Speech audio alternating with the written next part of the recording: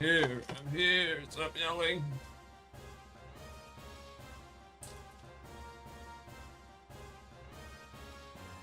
Stop yelling at me. Oh.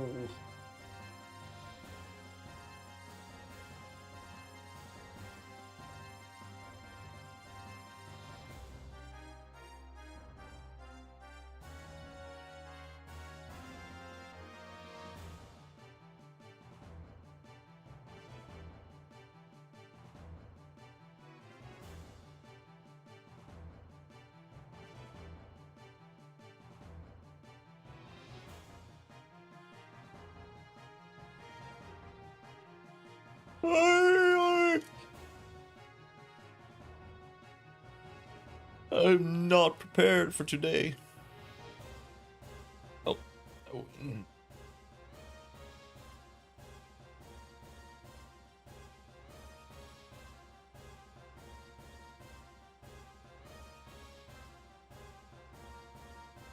The stream is dropping frames hard, by the way. I don't know what's happening right now.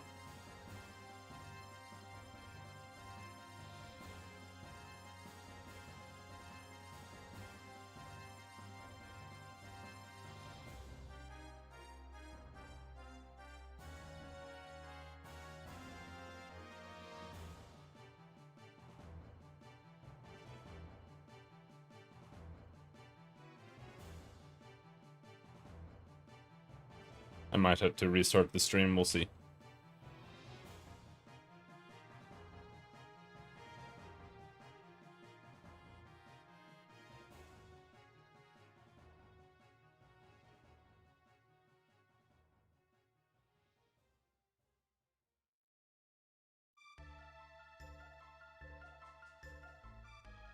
I wonder, can you change server in the middle of a stream? Maybe?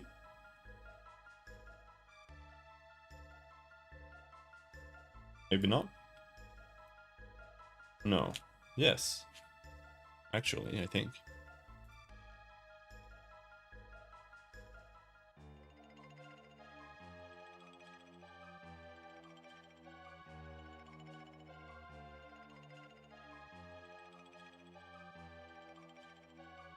No.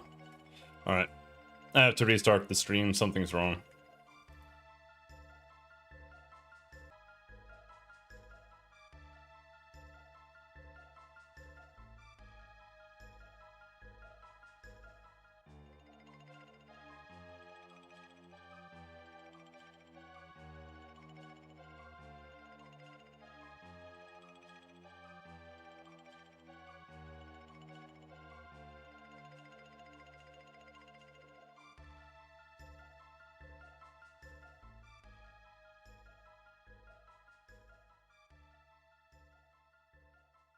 That's it.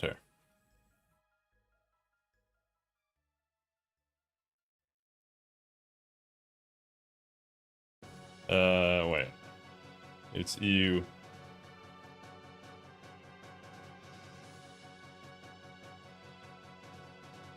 There.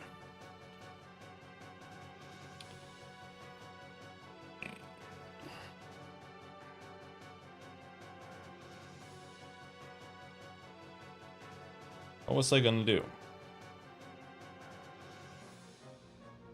Oh yeah, I was gonna go to my YouTube account.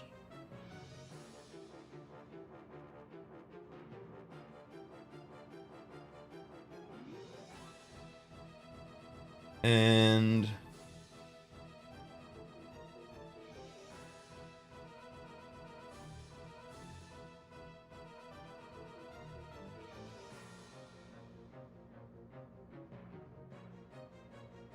oh, it didn't create a new video. Nice. Right, we're back. Oh, too much noise in my ears. All right.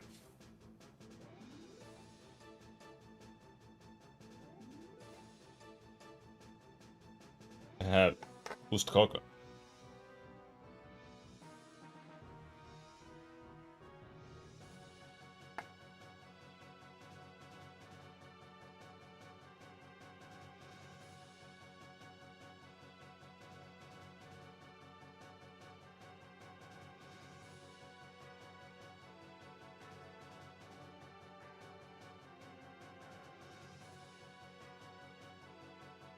So I left off somewhere, doing something.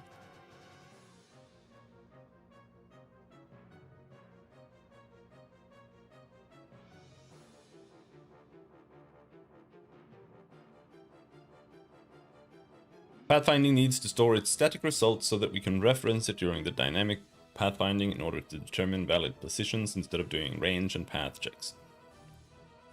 Also implement functionality for checking for obstacles and units while pathfinding an attack or a blast. Continue implementing PPAOEs. They should not have a static range, question mark, question mark, question mark, parentheses. Maybe they can just to make it simpler. End parentheses, comma, and then use dynamic pathfinding to find the target.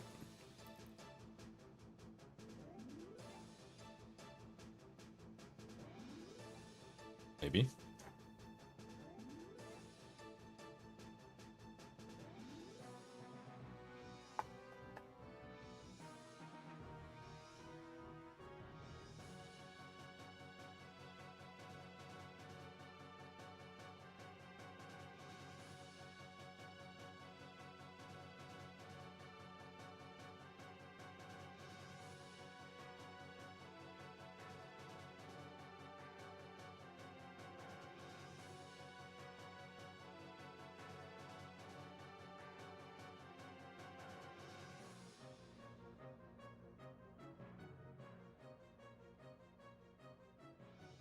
My coffee. I need my coffee. Do you think it's done?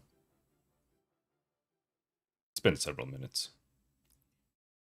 Sure, it's fine.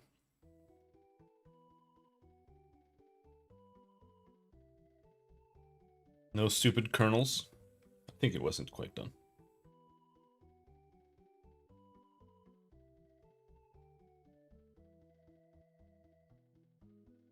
So, pathfinding code.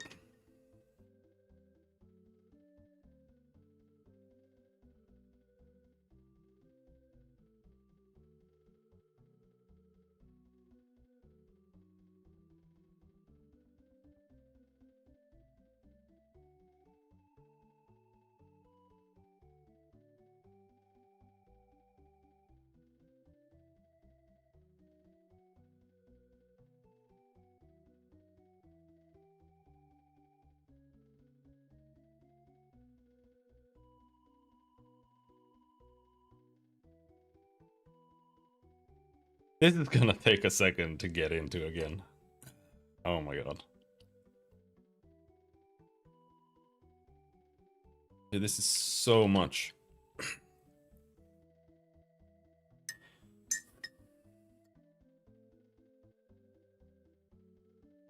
Gonna have to wait for me to take a sip of coffee at least.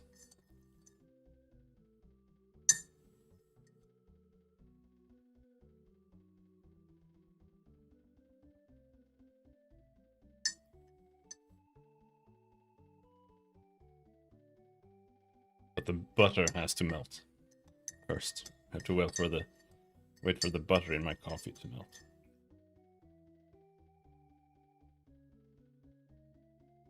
There we go. Everyone left. There. Goodbye. It said 5 and then it went down to 2.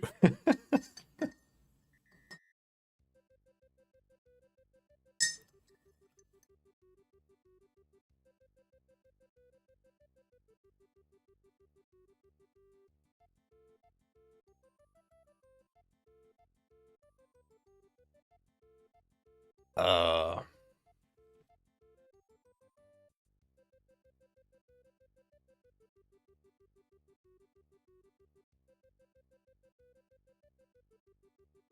uh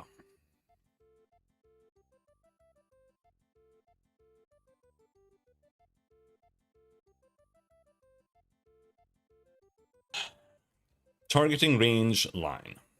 Pathfinding mode.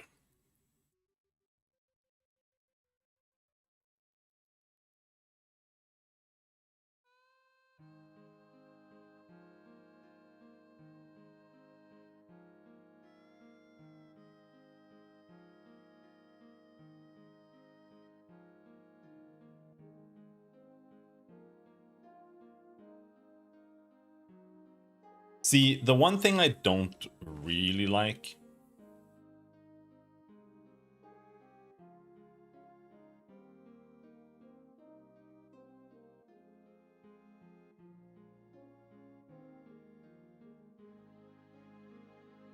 is this really?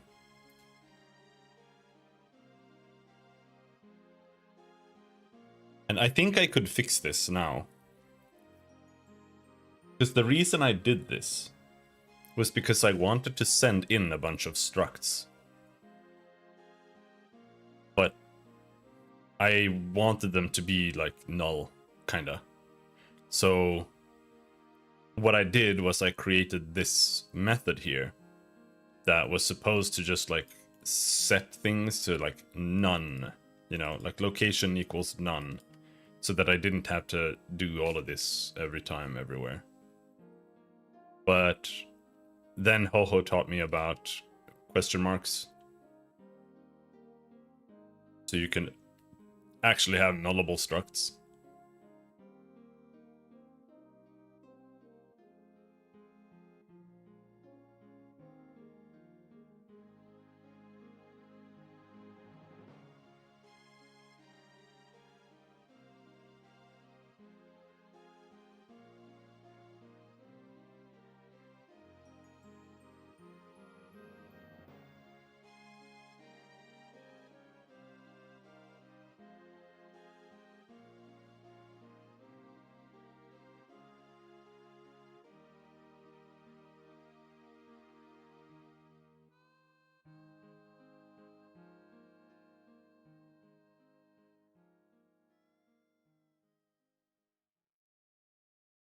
Don't I have him here? Let's see.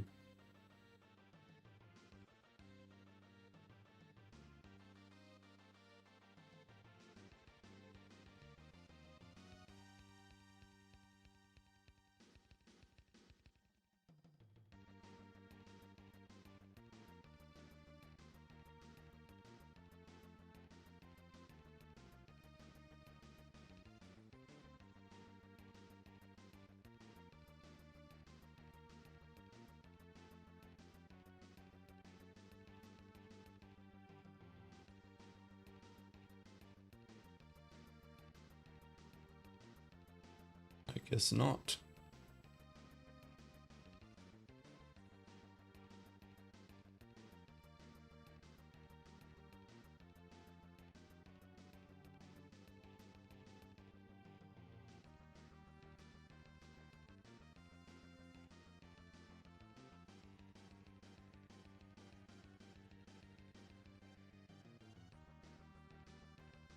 All these show us offline dudes, man.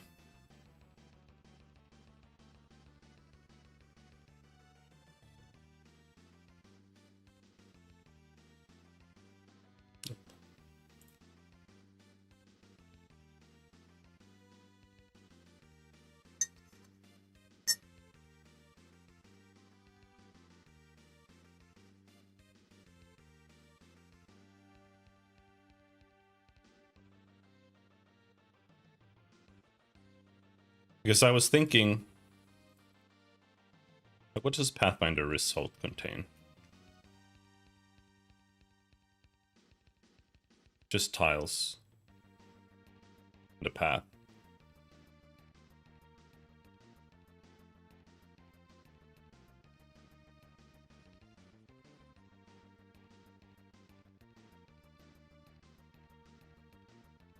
I was thinking if I should expand on the parameters for the Pathfind. And just to make them nullable. So I can just say, this is the information that you have. And then go with that. Because what I'm doing now, and I hate doing that, because that's a lot of work. Like this, that's gonna be so much work. But what I'm doing now is I'm adding targeting methods here, right? We've got blast parameters and we've got targeting methods, right?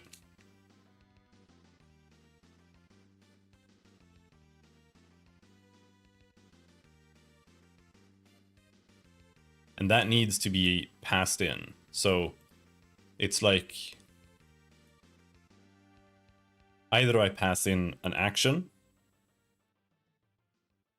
or I pass in an object.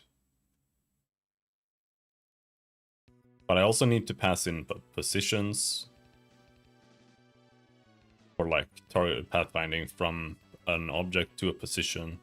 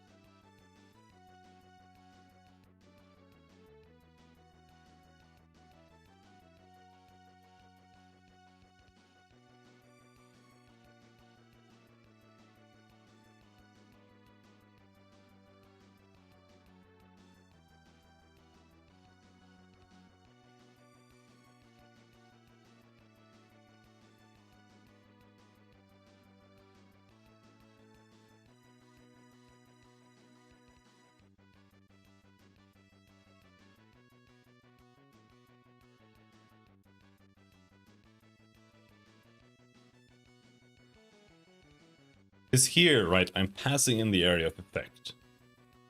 But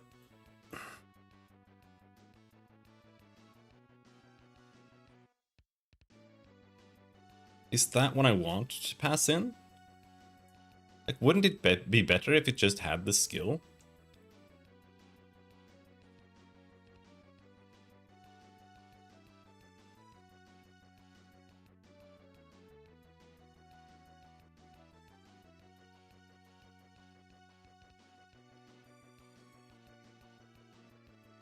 I feel like, because I feel like the pathfinding isn't entirely like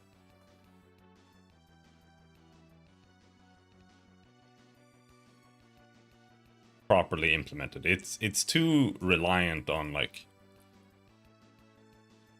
connections to this and that. You know, I feel like it should be able to, we should be able to feed it in information, and then it should be able to just use that and then pop something back out. I don't feel like it should have to like access the main controller to read something from there, you know. I don't really like that. Oh, my bad. I don't really like that.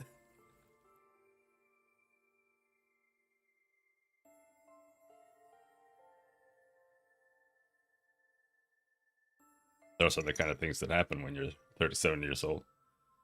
Um,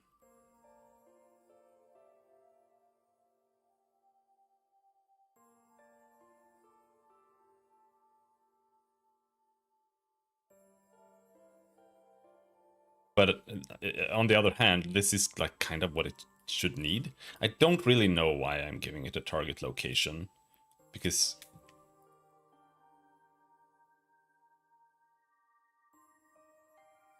I don't really know what I'm doing here.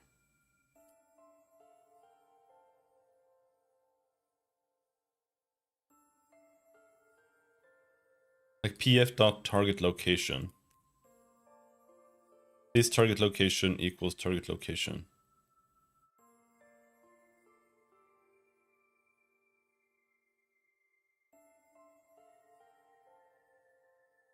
New lock.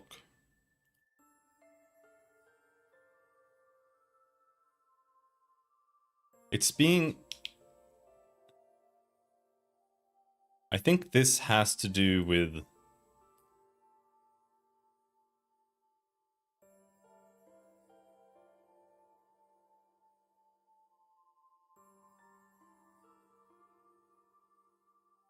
something.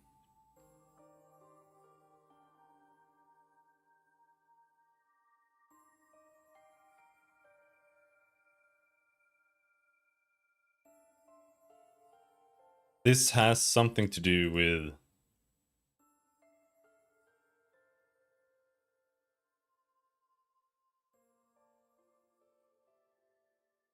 like creating a path to somewhere that isn't necessarily the final tile, I think. I'm not sure. I'm not really sure what this does.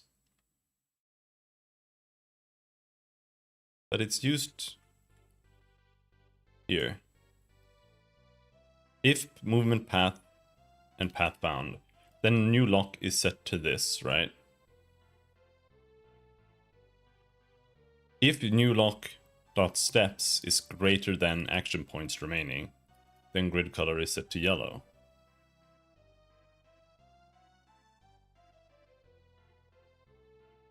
Yeah. So this is the end of the path when we are pathfinding to the mouse from the unit, I think. Key of tile equals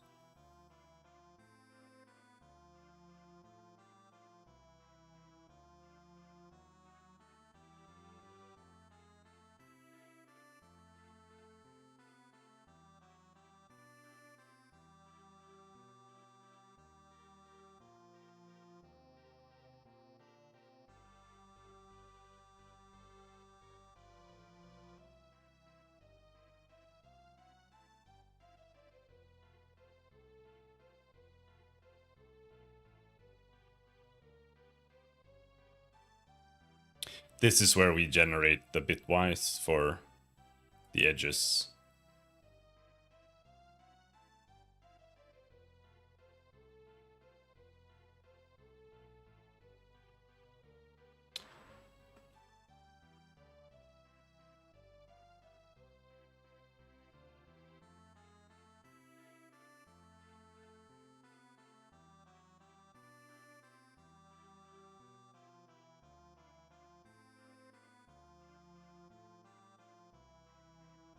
But I also don't think that there's any reason for it to be in the PF data.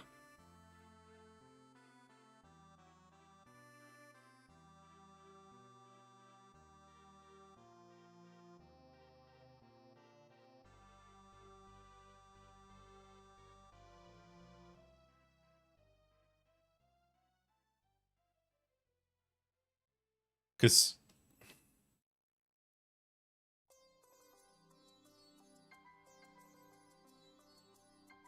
new pathfinding data. New location. Why am I mashing in a new location? That's for the mouse.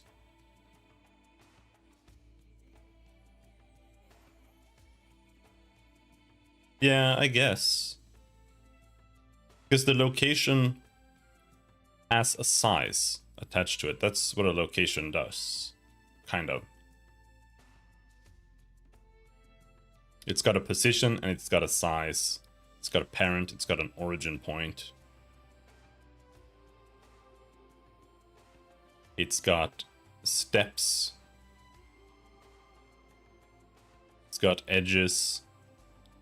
And it's got a final tile boolean. So this is a pathfinding tool only, really. Because the fact that it has a parent means that we can create paths that way. Because if I have a dictionary with a bunch of locations in it assigned to vector3 int keys, then I can just use the parent key there to access the previous tile, and then you just do that in a chain back to the first one, and then that's how you get a path for drawing one.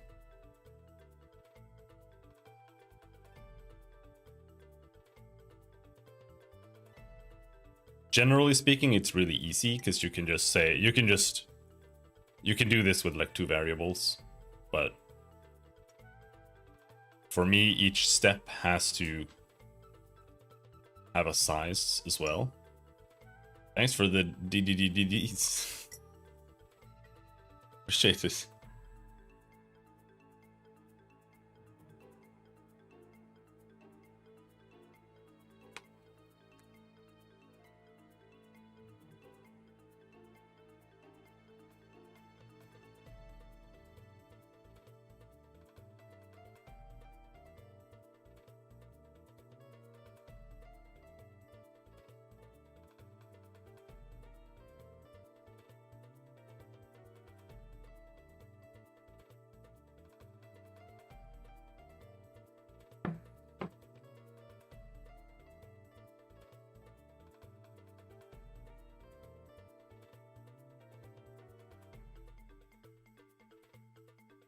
But I think we shouldn't think about overdoing some changes here.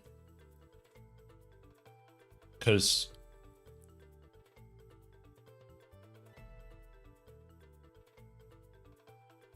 the only issue is that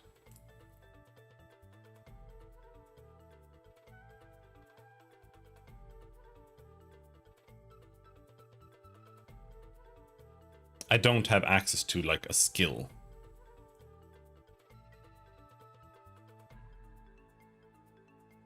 Because if we go back to the pathfinding, main controller dot action to trigger. The fact that I have to access this is a failure in my opinion.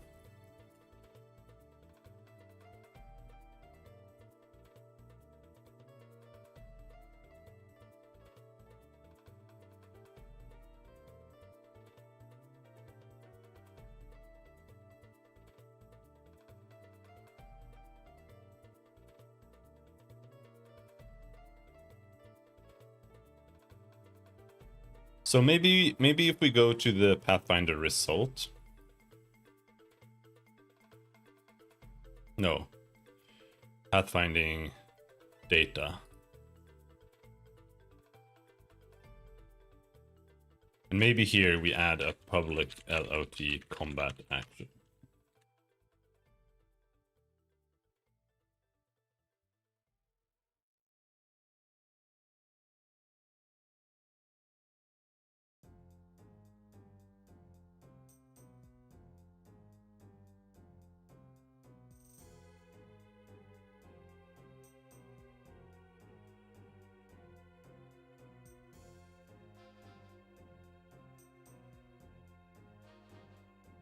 So that's gonna generate a bunch of errors.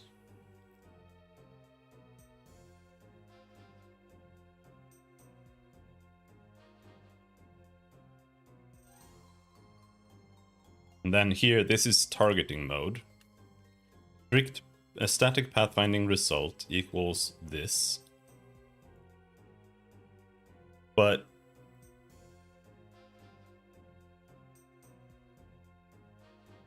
in this scenario, this is where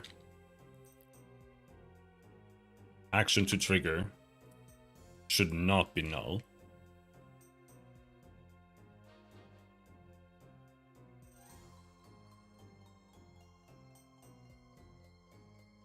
Yeah, so that should get passed in there.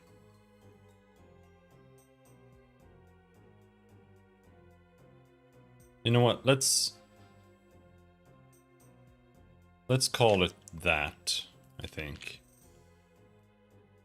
That makes it less confusing between the scripts.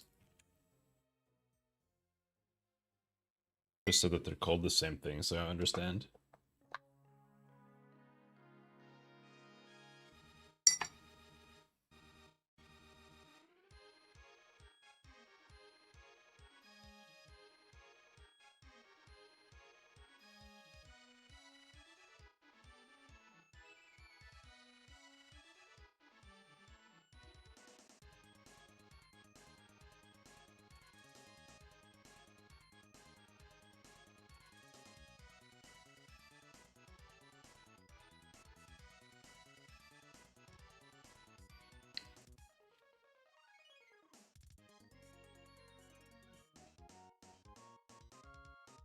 And then we go to here, this is now move mode.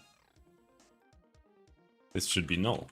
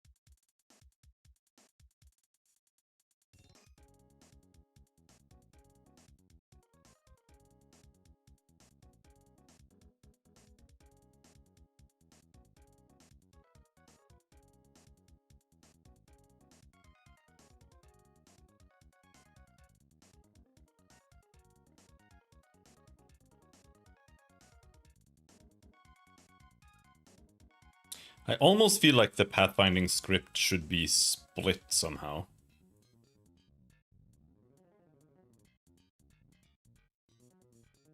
Because if we look at it,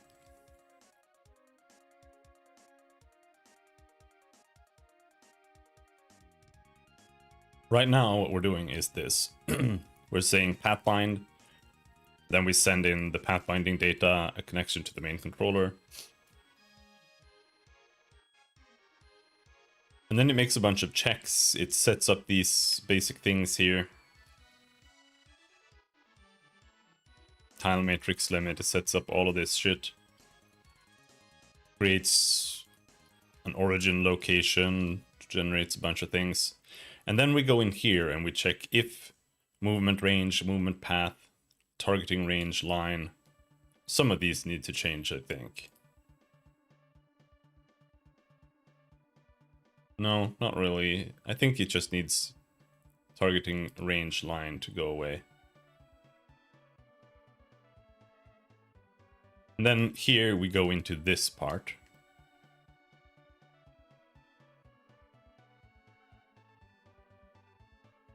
Where we do pathfinding. Or rather, we do A star pathfinding.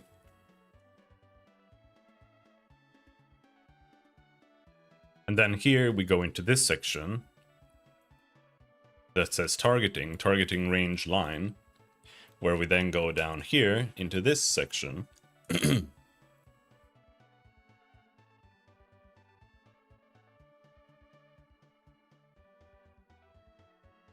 Where we do just line-based. This isn't even pathfinding. Actually, this is not pathfinding. This is collision checking in a line.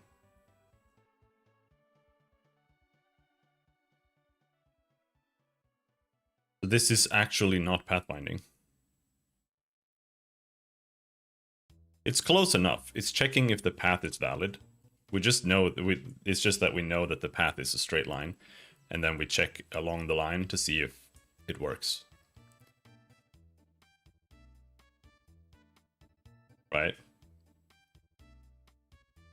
And then after this, we then go down here.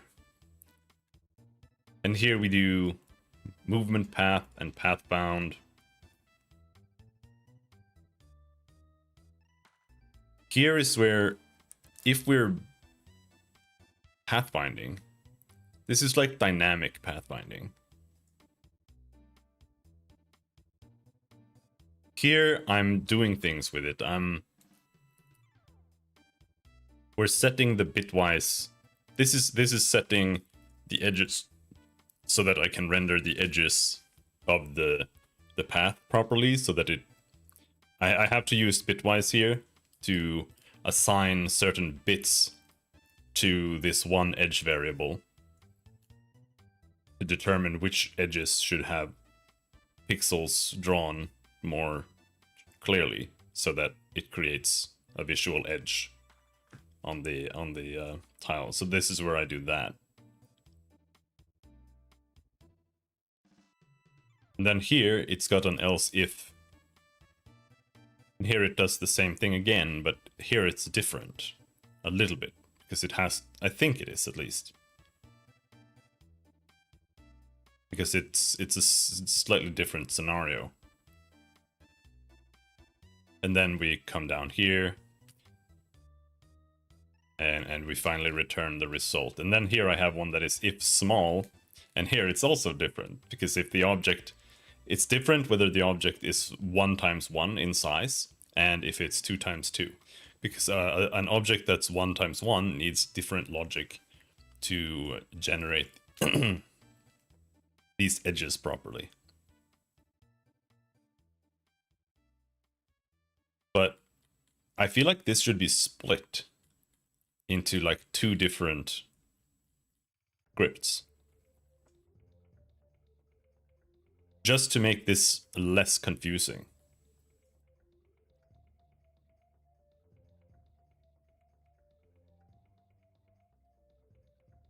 Hello, George. How's it going? So this should be like... But I also don't really like it. Because... The pathfinding script is static.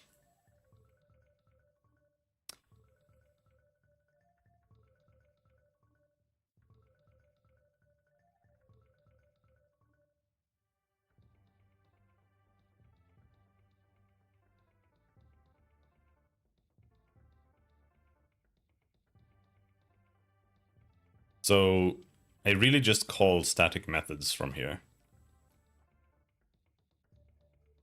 And that means that they can't... They don't really have, like, global variables here. So if I do pathfind here, I can't really save it here and then jump to another script and then have access to it. I would have to, or jump to another function. I would have to pass it to the function.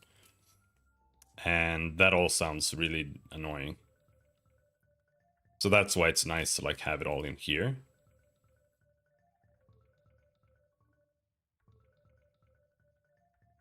Because otherwise I would have to do all of this, like setting the path, the result, setting up these, the lock, iterators. I'd have to set all of this up in every script.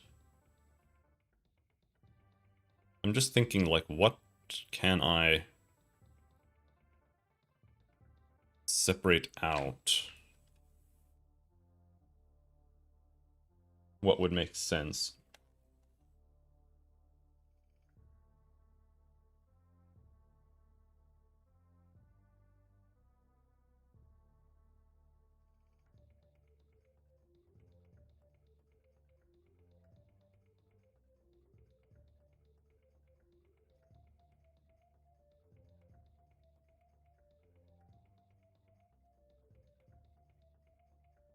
And then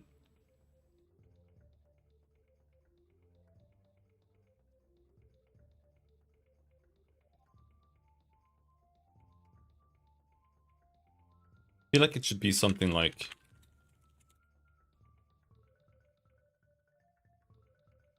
what should I call it?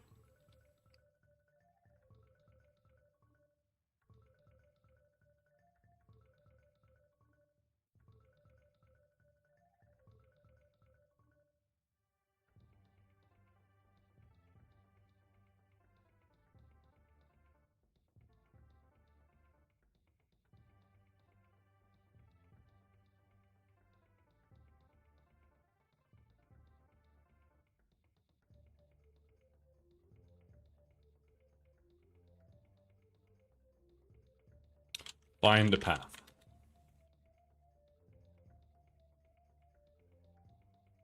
Maybe. And another one called, I mean, that it's really pathfind, like that's what it is. I could change it to that later, but that one is called that right now, so. Pathfinder, result.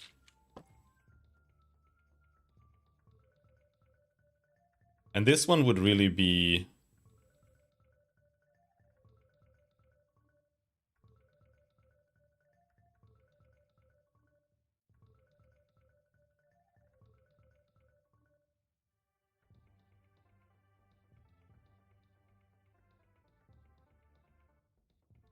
It's like linear collision. Like, what do I call it?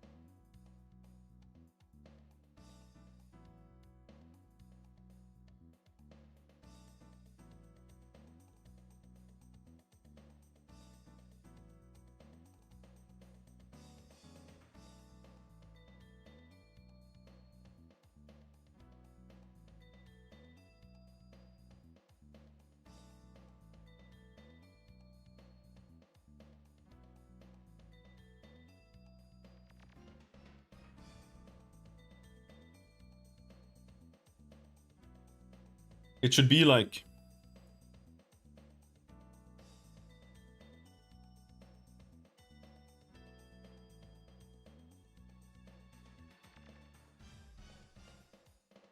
generate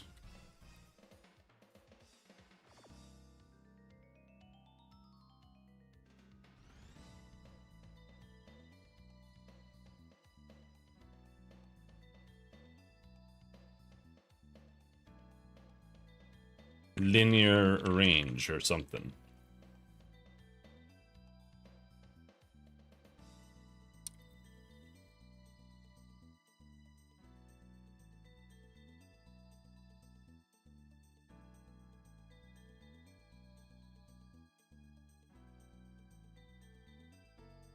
Generate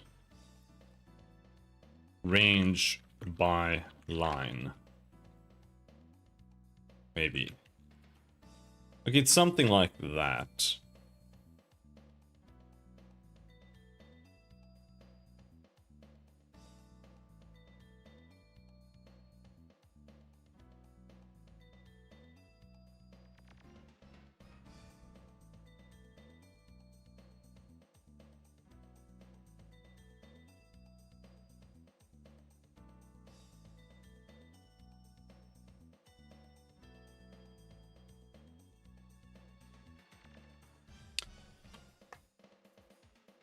Because this is when you have an object or a character and you click to, or you select like a melee attack. That melee attack might have a range of 3. But that range is determined by a straight line to the target.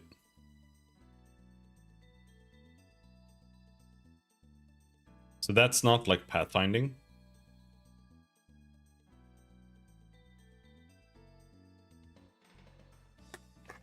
And we're just generating a valid, like a grid to draw around the character where targeting is valid, right? That's what we're doing.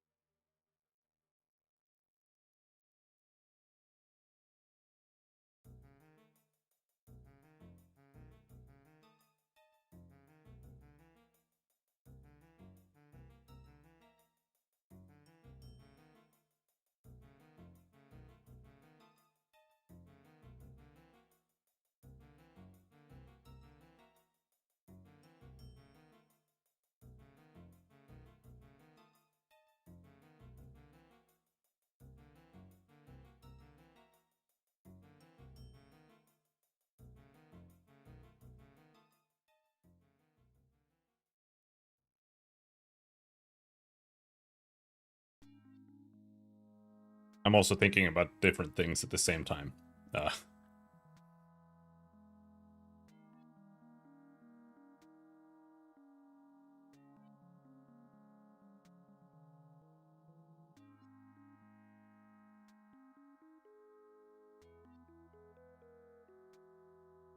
Been overworking a little bit recently. But I was also thinking about just like the stability system that I'm working on right now. It's just a random thought. Because the idea is that units have stability, and that's gonna like determine how much damage they take, like their susceptibility to special effects, and stuff like that. So it's like right now stability goes down to 0. But then I was thinking, okay, but how do I do that? Like how do I implement that with skills, right? Like, I feel like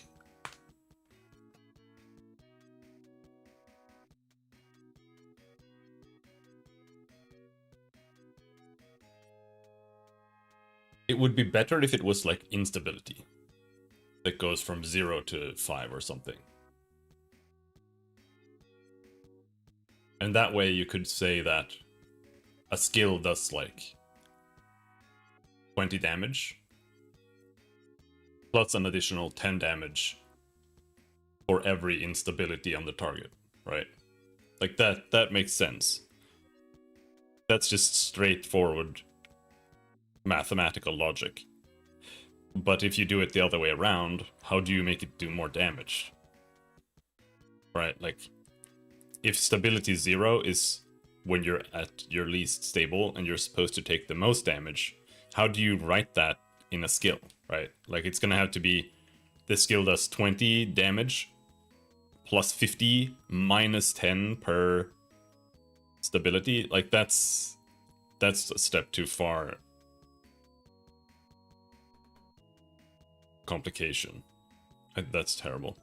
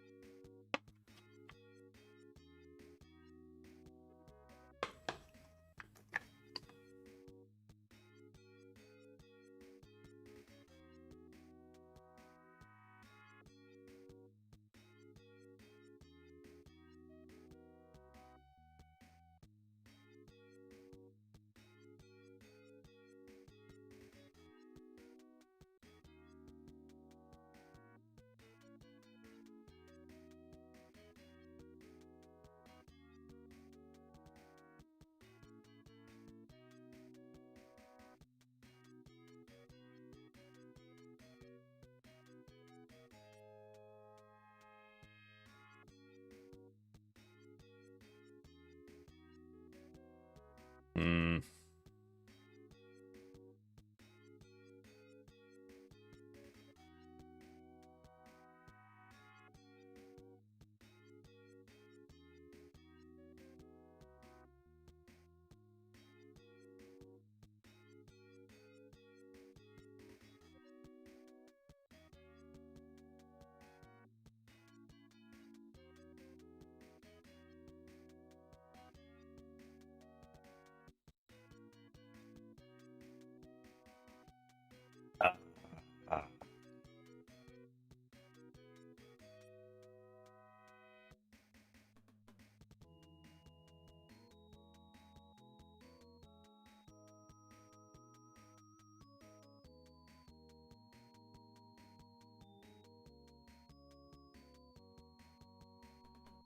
Wait, is this not used?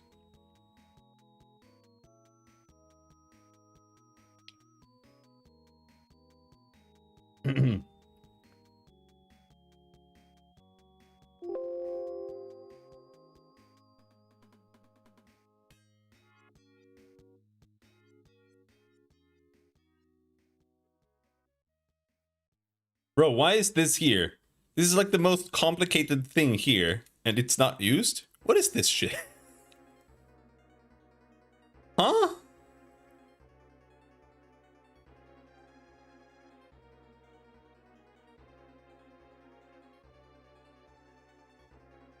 Block is used. New tile is used.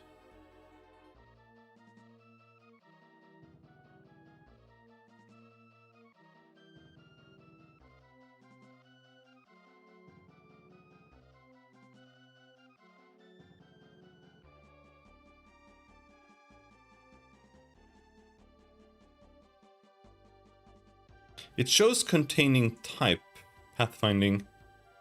Containing. Whoa! Oh, Lapuz, thanks for the raid. But it's only showing the function here. I mean, I guess, yeah, okay, that makes sense.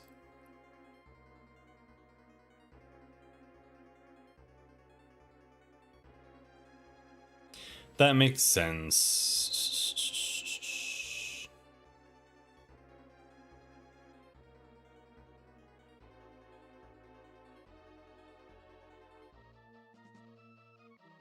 I think this is only used here.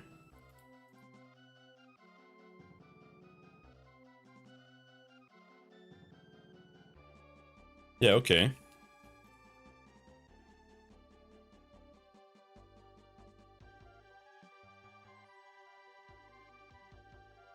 Lock is also only used here.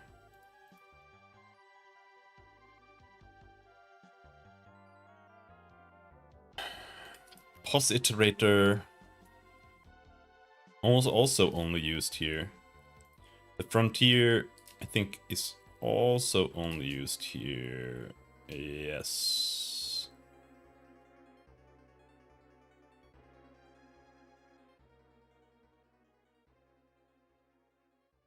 Validated tiles are used everywhere.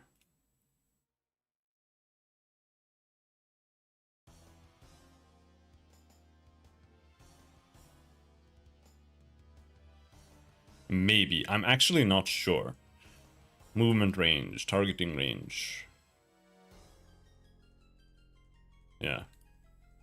Okay, so this is all path. Path. Cool, path found.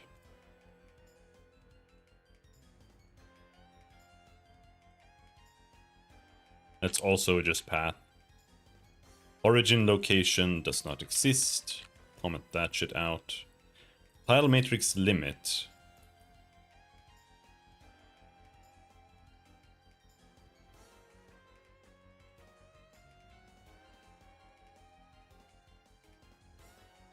That's universal, I would say, but is it?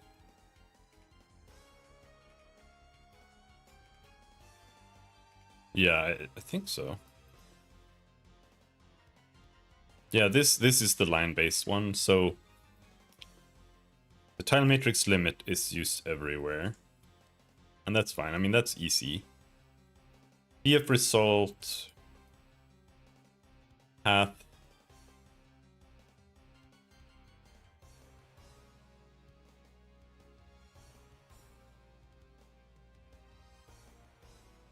Really, it's just all here, pretty much.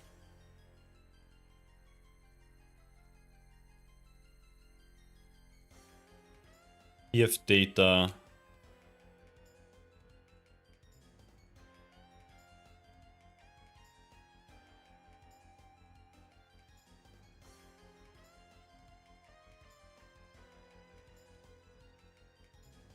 Okay.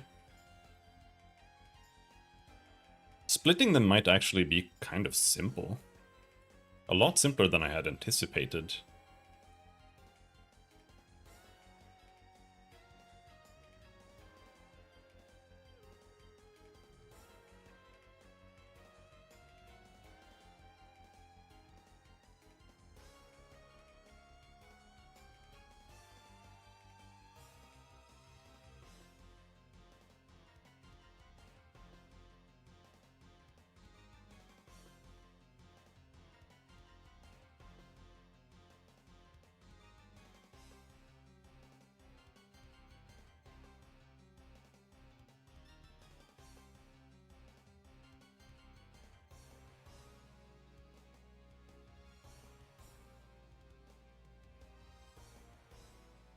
Also, I think it's time to delete this.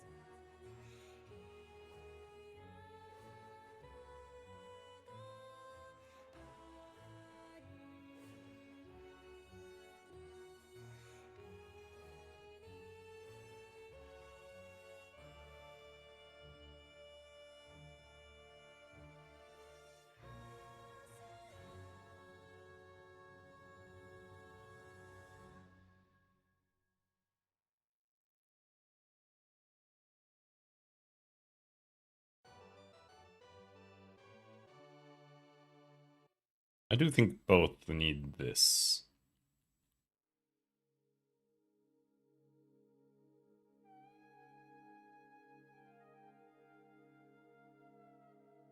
Movement distance. Where was we getting that? Movement distance.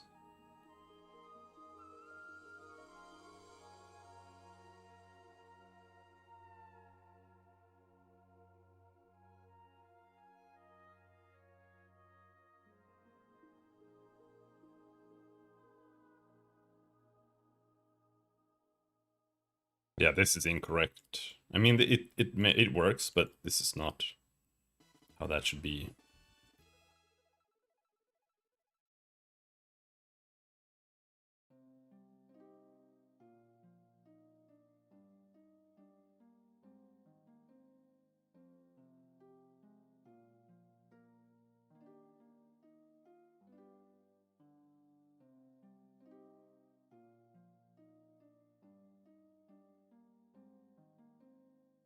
Find path.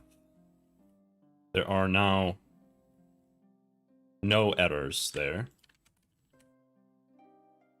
But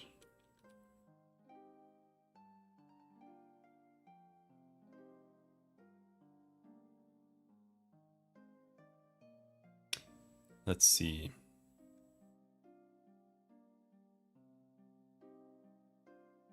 Movement path and path bound.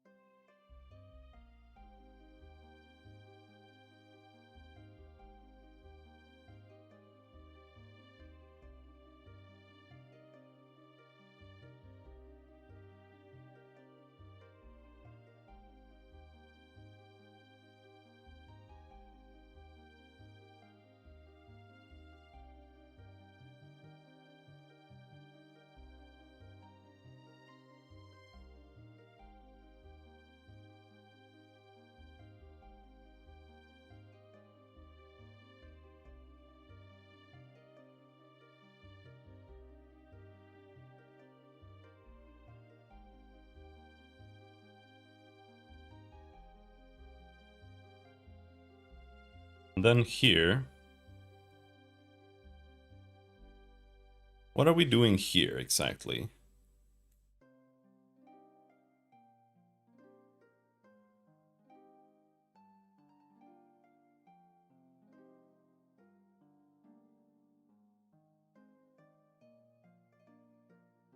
This is just bitwise generation. And this is bitwise generation for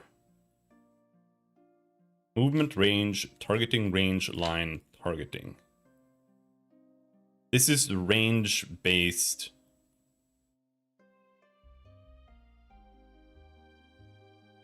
No, this is more so it's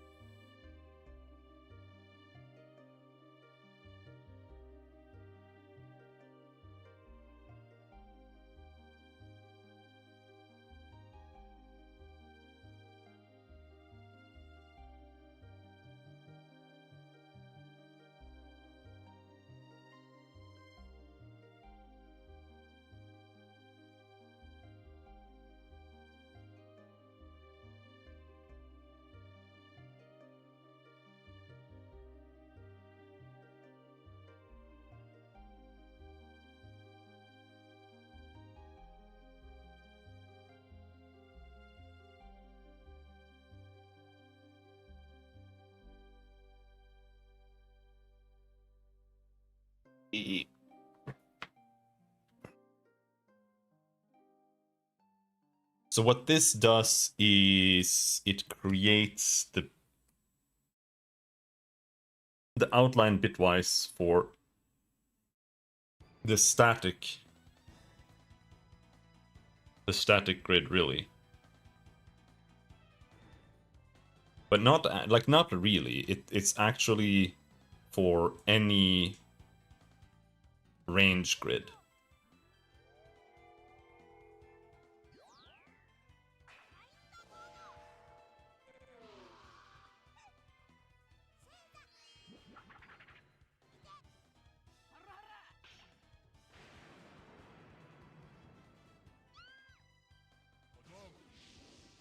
So the question here is, what does this need to pass in? Like, if I were to take this...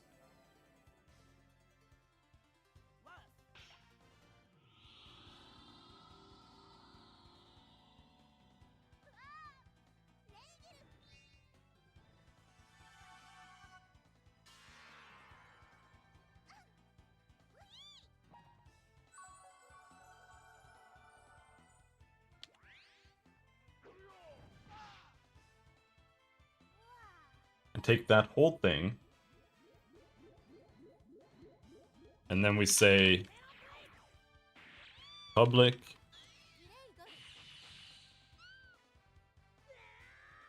pathfinder result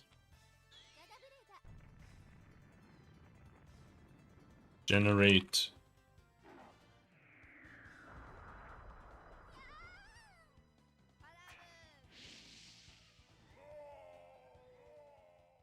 range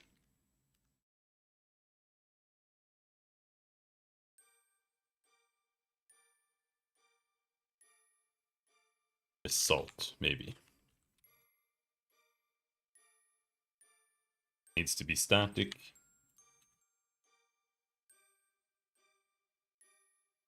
We do that.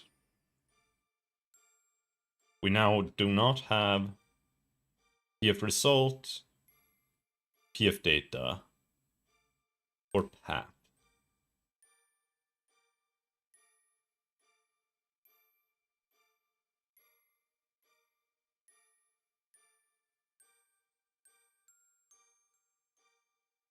Final lock list.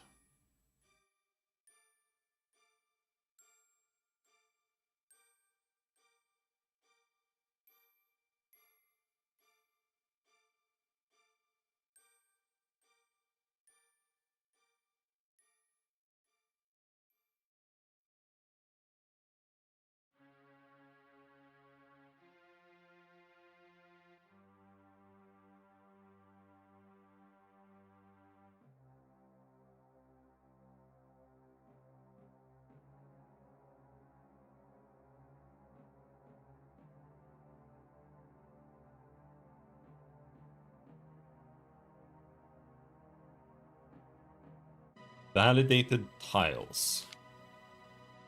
Validated tiles is a dictionary, vector 3 int, location, validated tiles.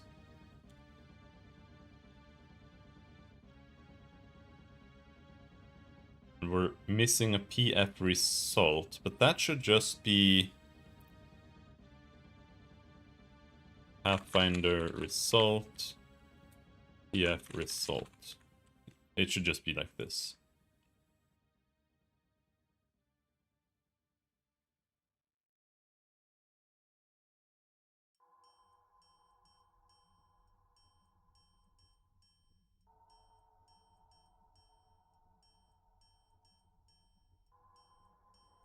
Maybe.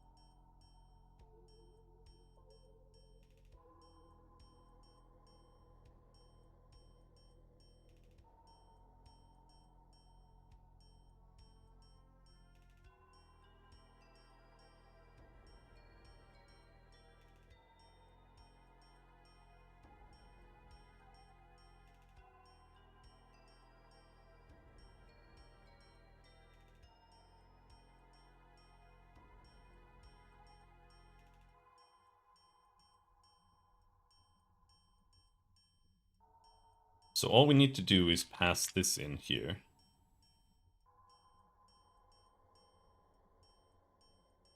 I would say.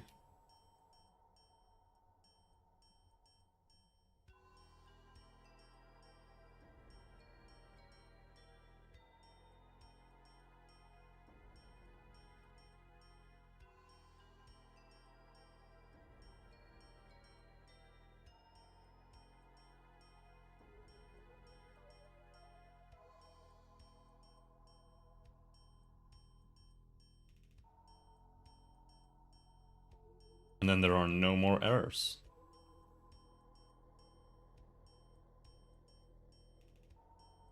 Except for here, it says path.clear.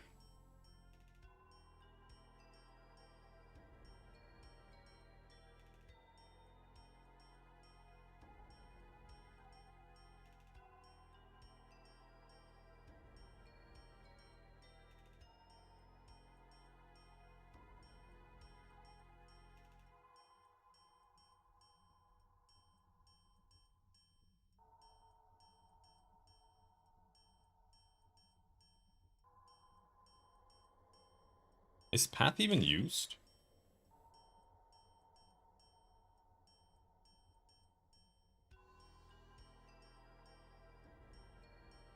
I don't think so.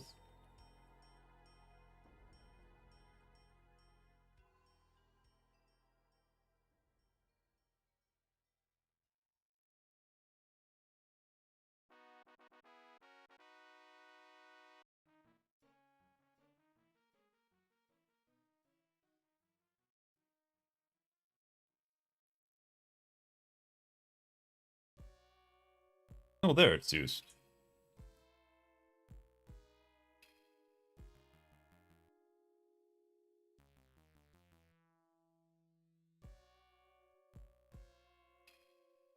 Is it used here?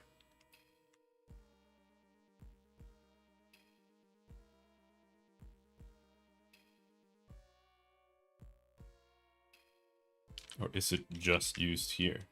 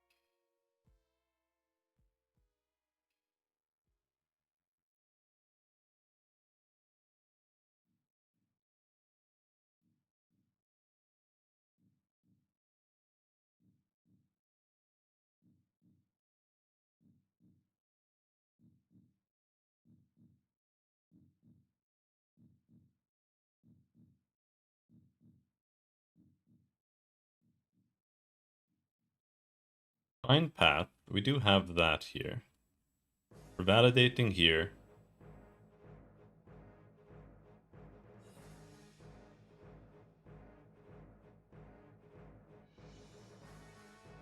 But this here,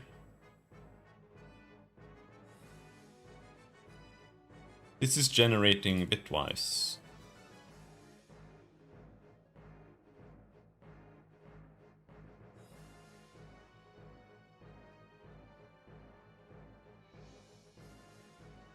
What was I doing?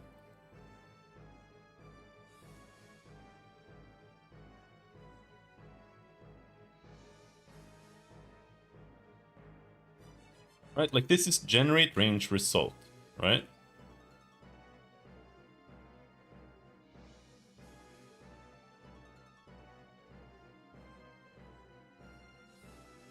And this is result for... Right. So this is...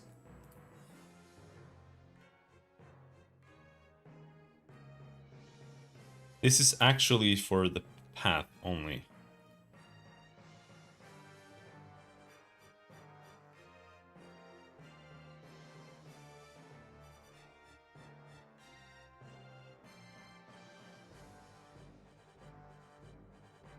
Public static path finder result generate path results.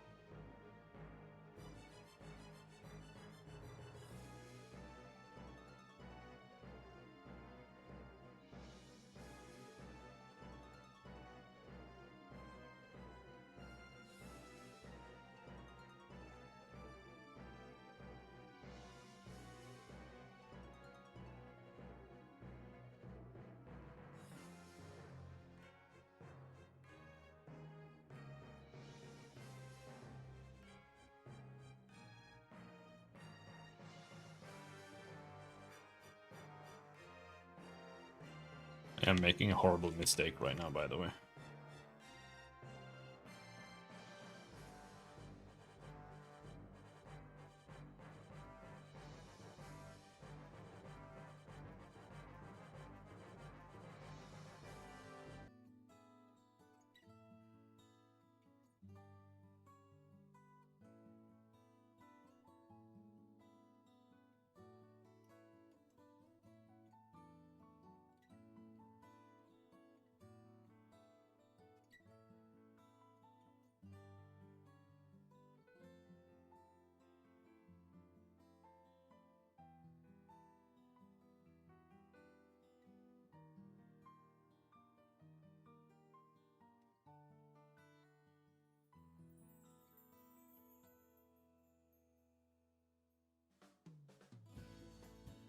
There.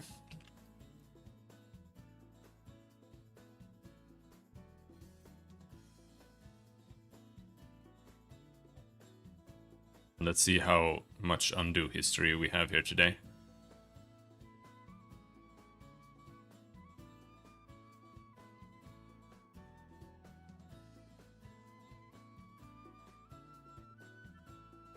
Are you done?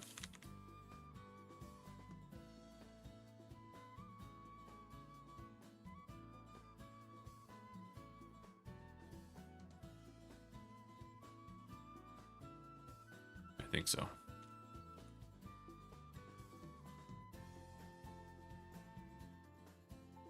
I didn't actually back up before I started reworking that.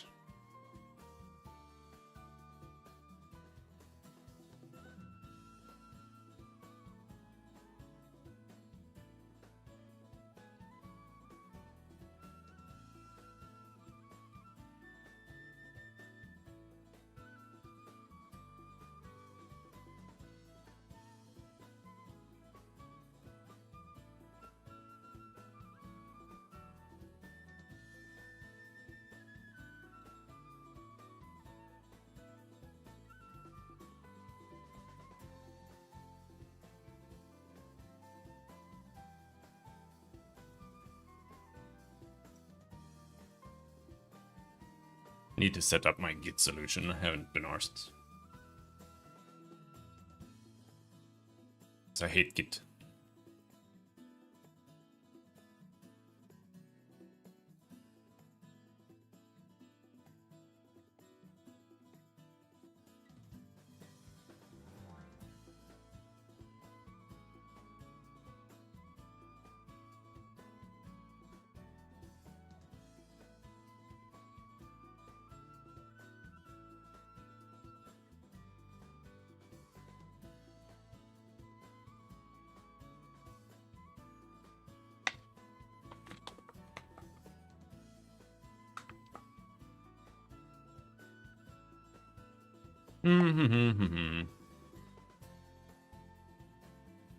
Right.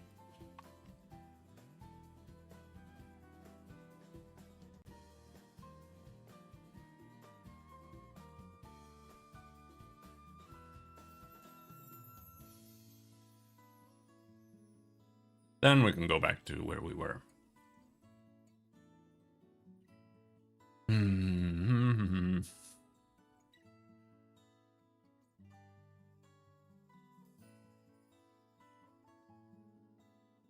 It's not returning.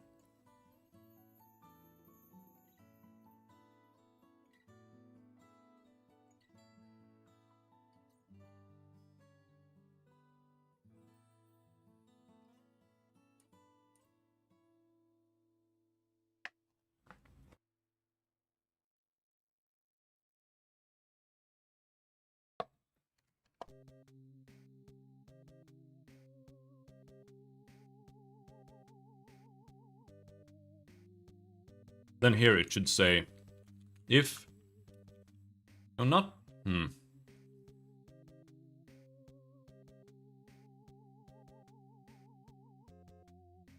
If path found, then we're gonna say return generate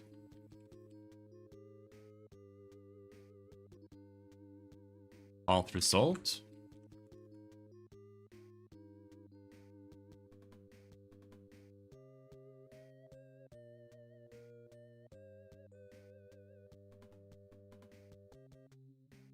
But what did we do if it was false?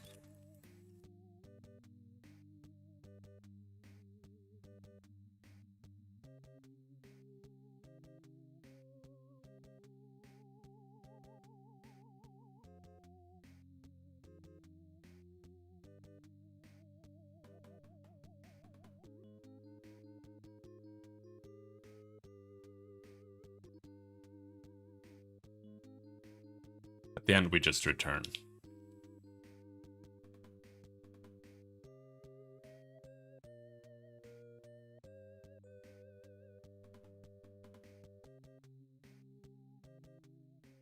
Okay.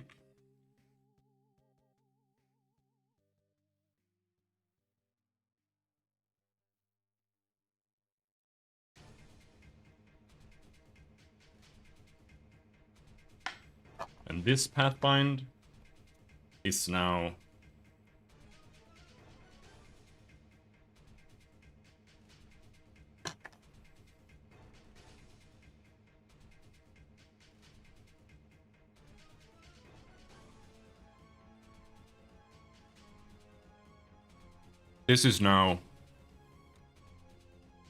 range.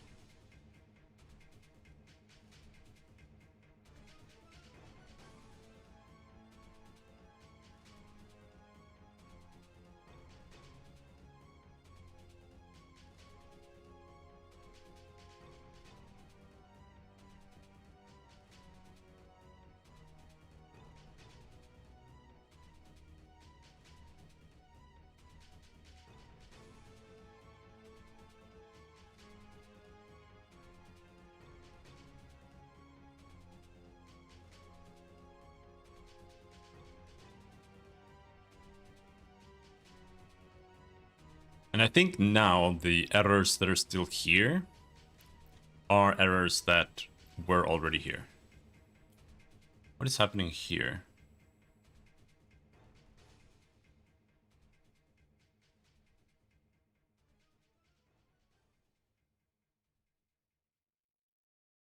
Generate path result.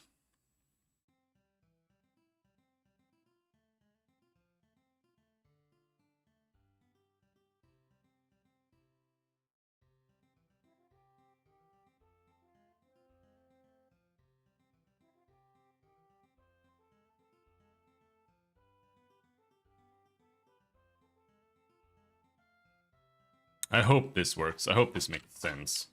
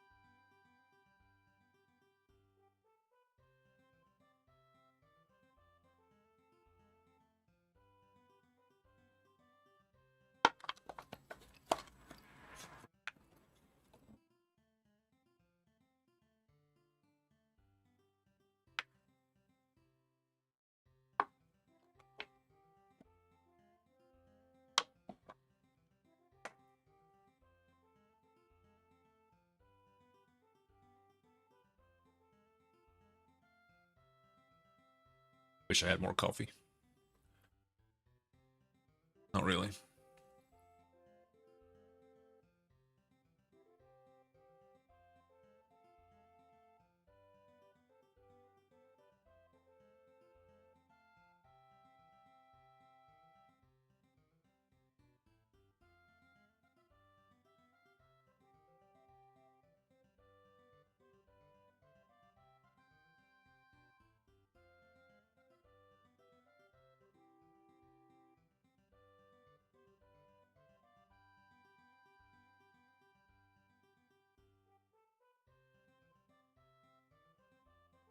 So this here now,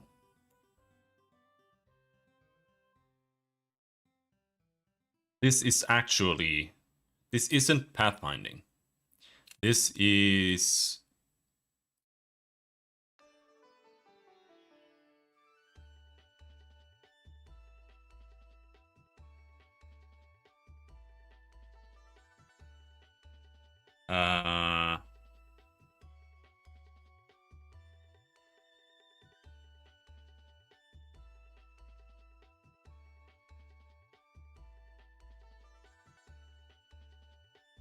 what did I name the other things here?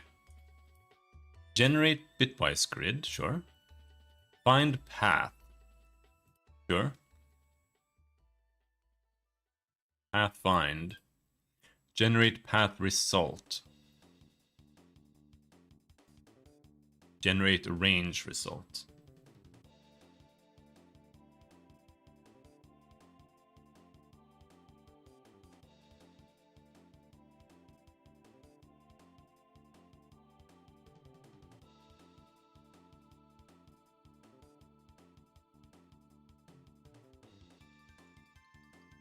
Should I call it range find or something? Like it's really just collision checking. But sure, let's call this range find. Then we can rename this to path find.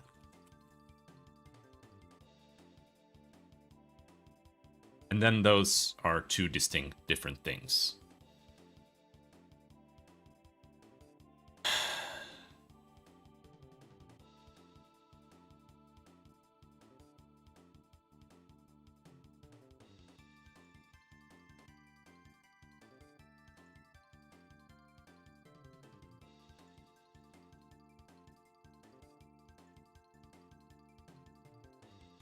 And then here we pass in pathfinding data, and that has an action to trigger in it now, potentially.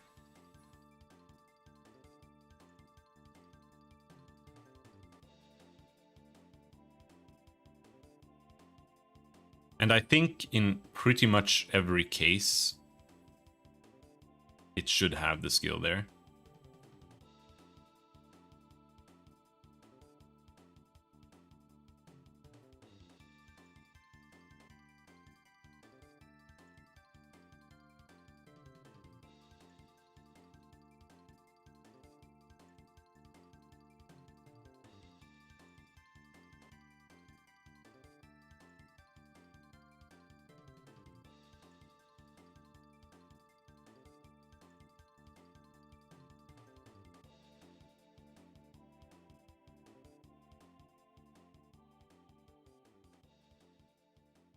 But there is actually a third scenario that might make me have to redo this again. Because right now you have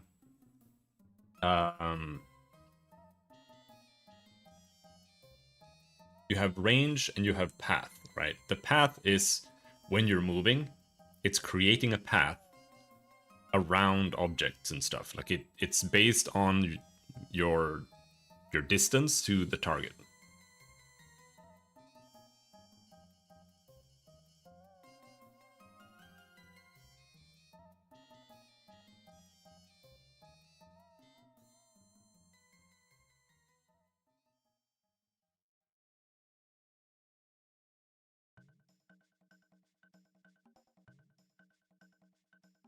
Nah, it just needs like one variable, because you might have like a skill that goes through objects, right?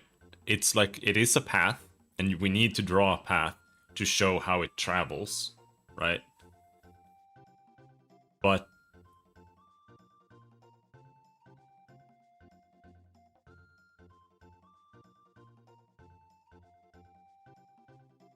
that would not be a linear. That would not be like the range find, because it needs to generate a path, but it needs to do it with like different methods. Not really, but it does. It needs to have different things. For example, right now, if I generate a path,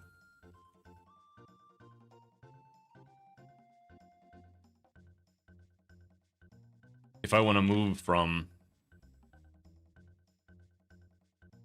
there to there, the way that works is going to be that we figure out what the path is to that location. And that's going to be something like this, right? But this is the line. But when we're moving,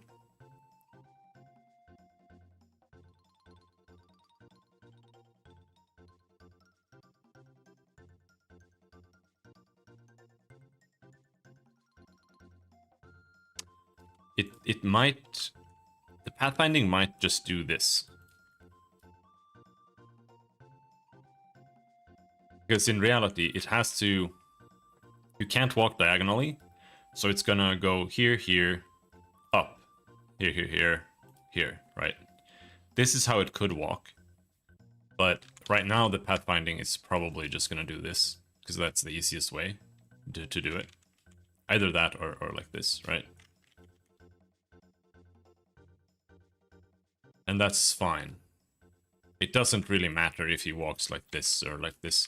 It's almost better that he doesn't do this, because then he's gonna walk forward, up, forward, up, forward. Like it's just choppier than going like this. Even though it's a straighter line, it becomes choppier than just moving up once and then right once.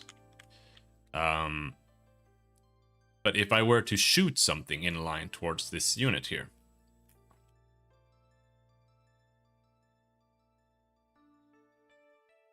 with the current pathfinding, it would do this, you know, it would go up here and then up here. So it gets like these jaggy diagonals. That's what this is called. Or this is like a, if we go here, it's got a pixel perfect setting, and that makes it so that when you draw, you don't get these stairways. You turn it off. This is how it becomes. So in order to fire something that can pierce through things like that,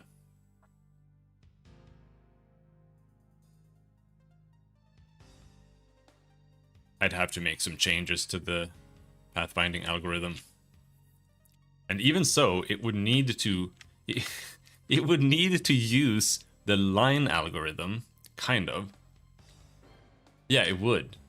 It would need to use the line algorithm and then it would still need to generate a path. So it would need to use both of these new algorithms. Oh, that's such a pain in the ass. Oh.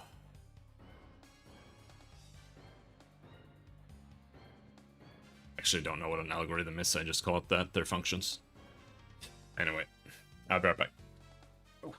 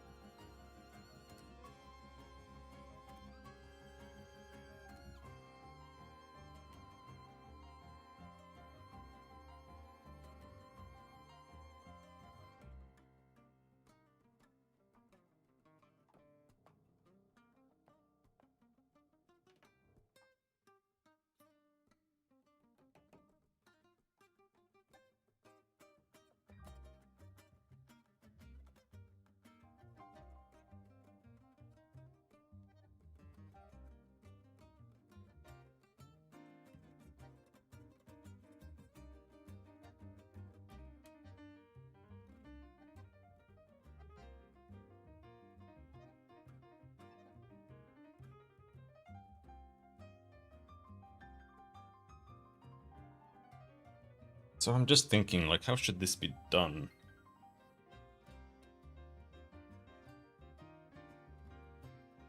Let's think a bit on, like, how would I pathfind a skill like that?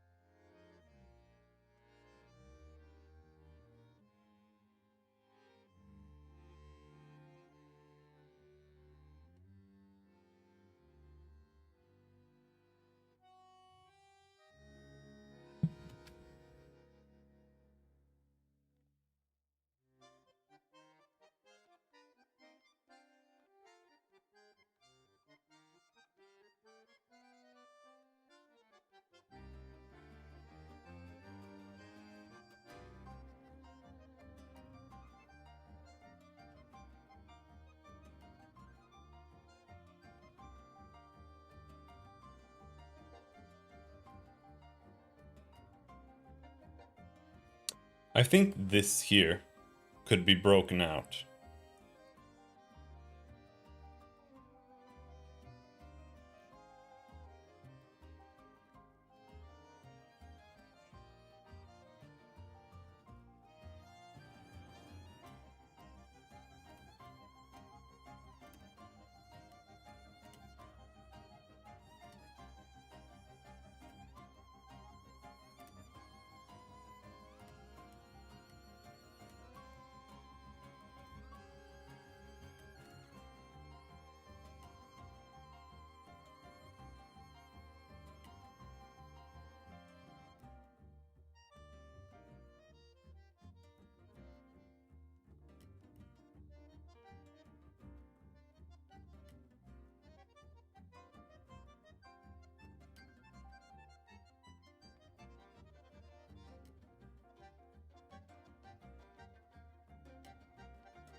Public void test.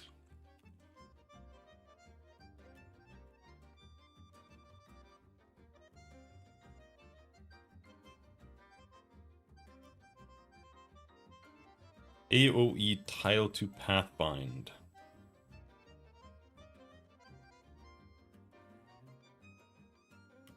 So it needs vector 3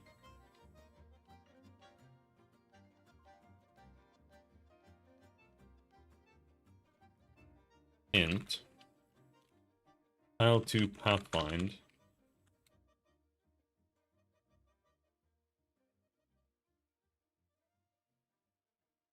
It needs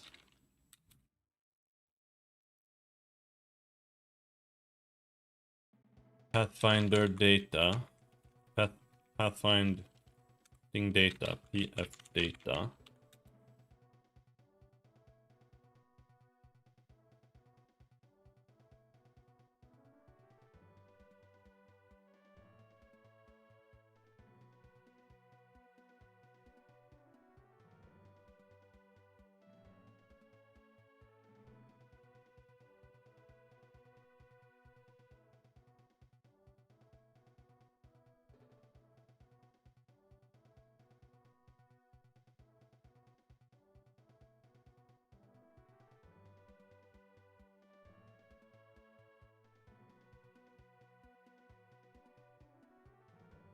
Tile matrix limit.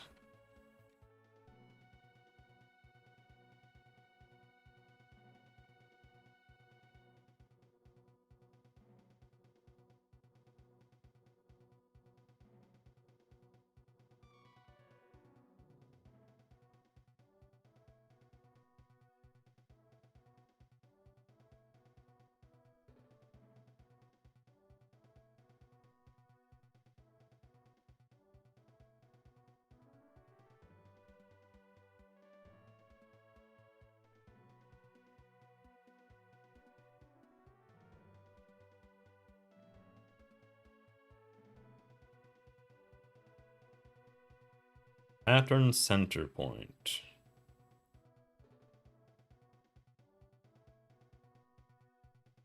We're missing previous tile as well.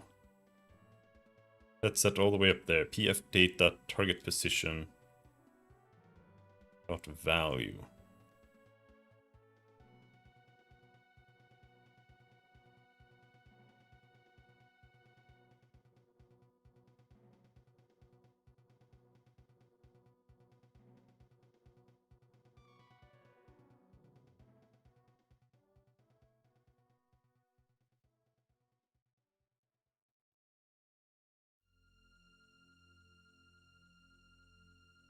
What's the previous tile for?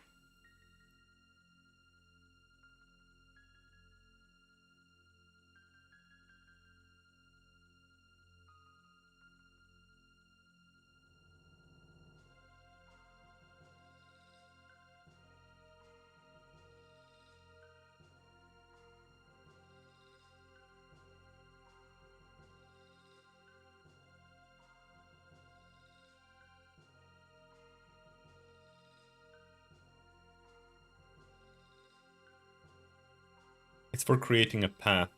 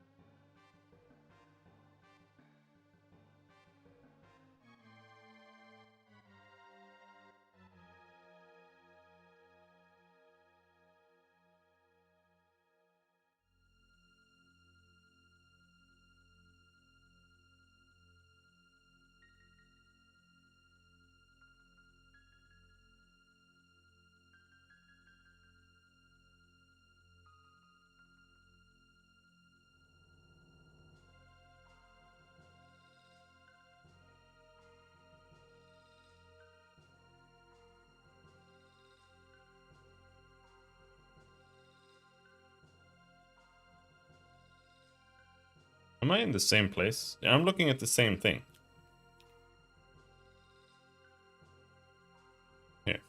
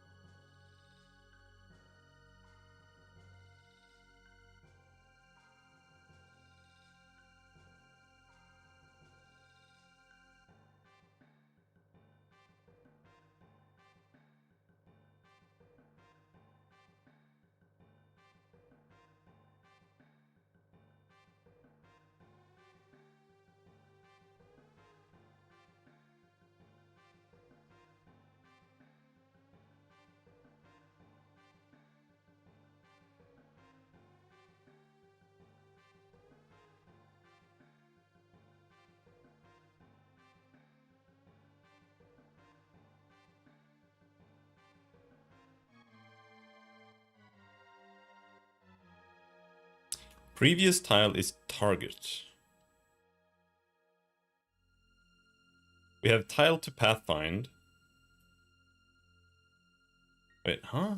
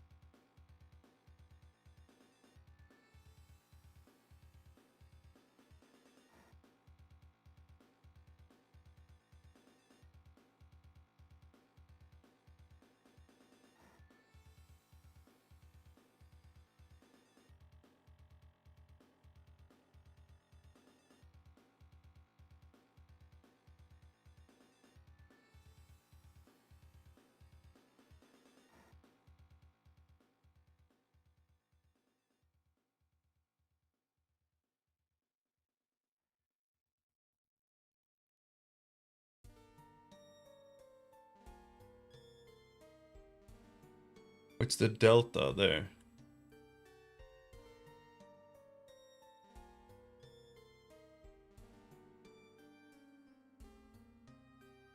Right. That's right.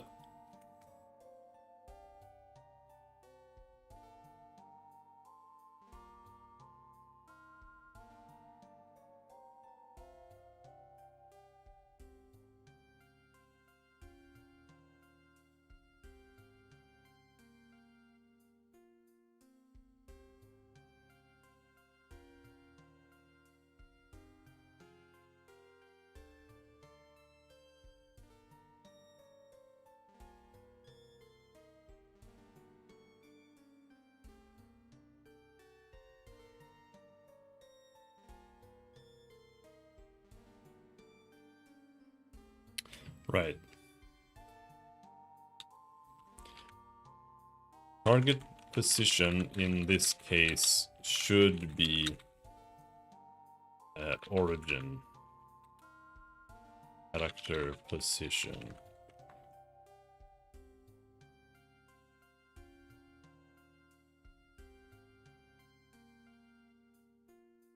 So we're pathfinding from the target.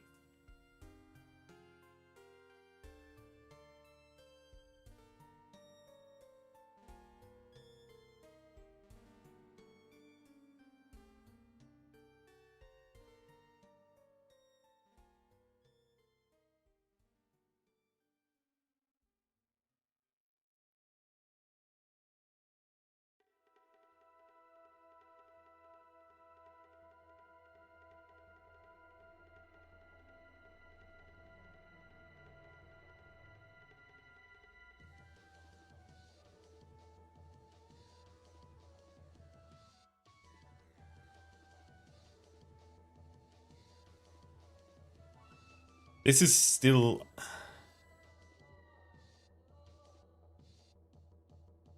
It's not quite correct, I think.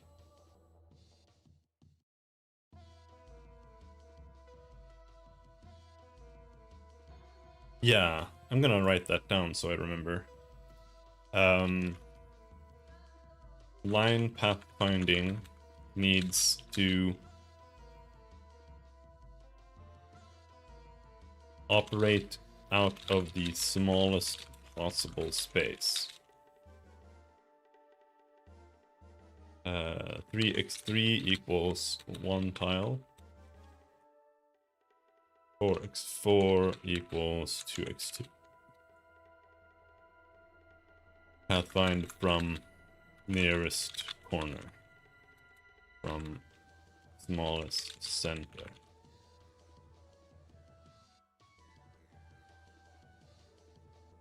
So, yeah. If an object is 2 times 2 in size, the pathfinding shouldn't operate from the bottom left. That's an easy way to do it. It should operate from the top right if you're firing at something that is towards the top right. And the pathfinding should originate from out of there towards where you're shooting.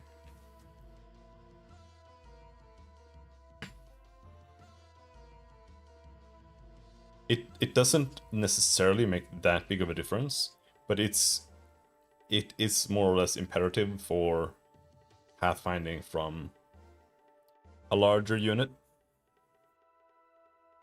because you don't want to pathfind from like the outer tiles on an object that might be like 6 tiles wide. So therefore it's better to pathfind from the center of the unit and out.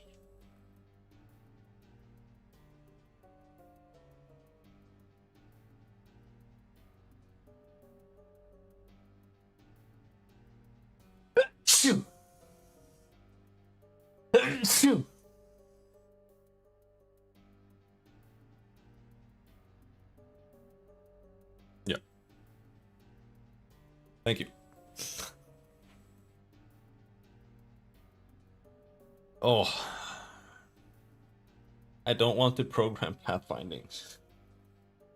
Oh, I just wanted to program fun things like skills. I don't want to program this. Oh. Fuck me.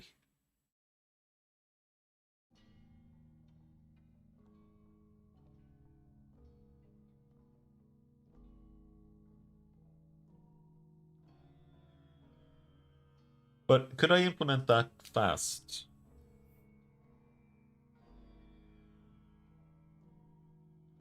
Well, let's see. Here we have a tile matrix limit. Let's add that here too. Don't have a main controller.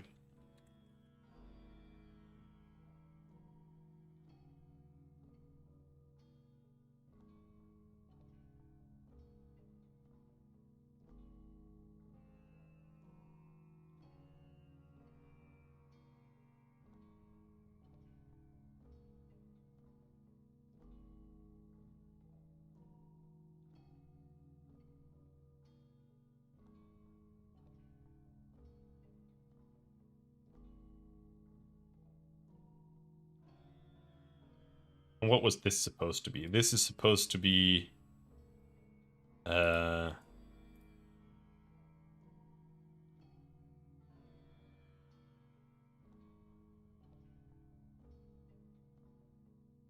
trace line or something. Something like that. I don't know what tracing means. Like is that the correct word here? Check align collision, maybe.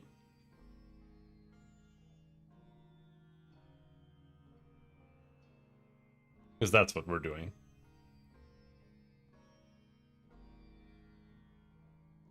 I think.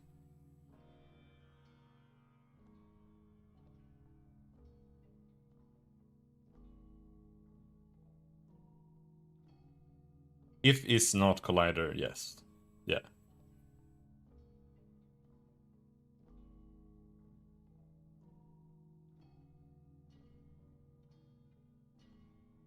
Center point size.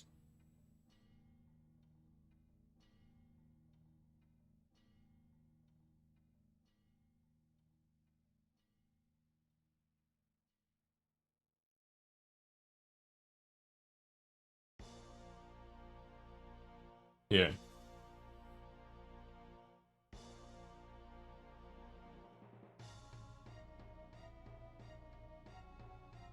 Are all of these things that should be here pattern center point?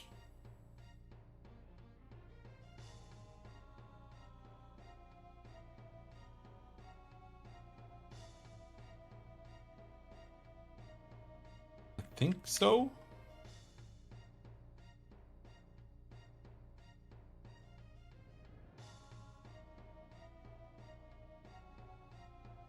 I mean,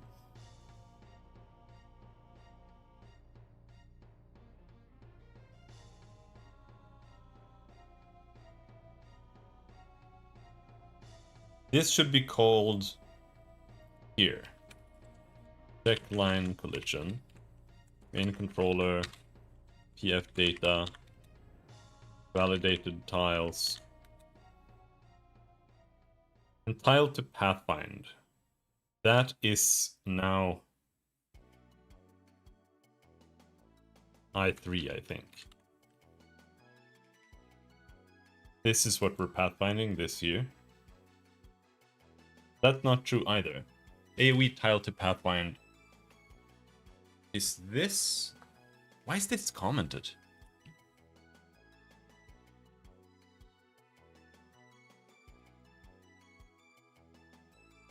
Because this is how it is.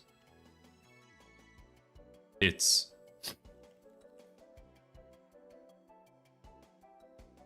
pfdata.targetposition.value plus I3 minus pattern center point.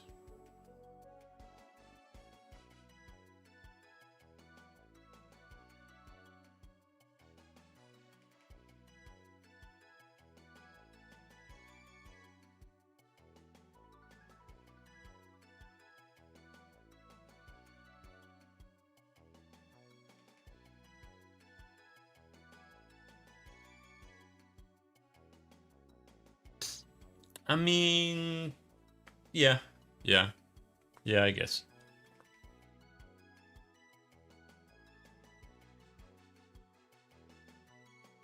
But then if it really wants the center point here, it wants the center point size.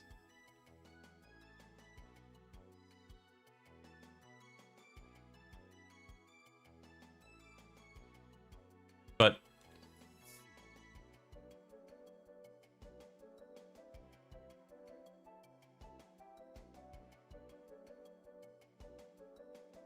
what is the center point size?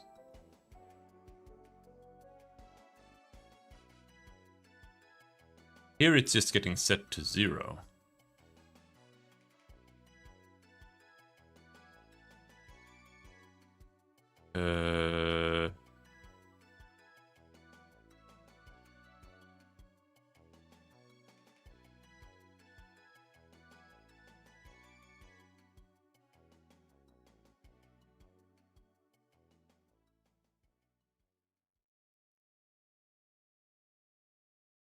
This is actually wrong.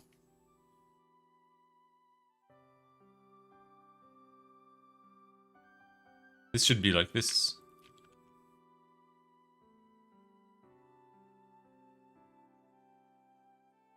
It just hasn't mattered up until now.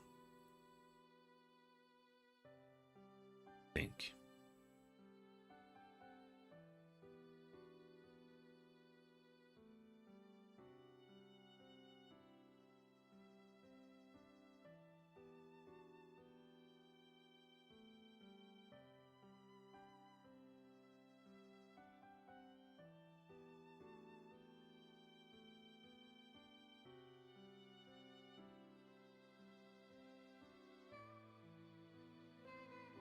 And I think it might actually need it.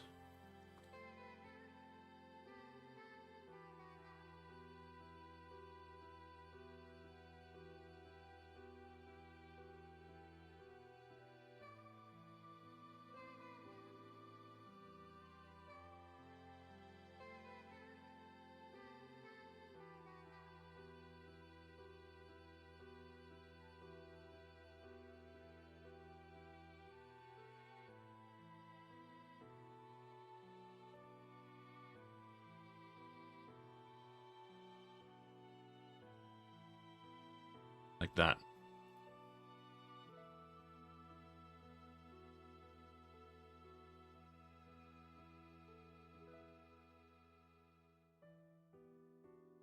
I think we're actually kind of done. Except that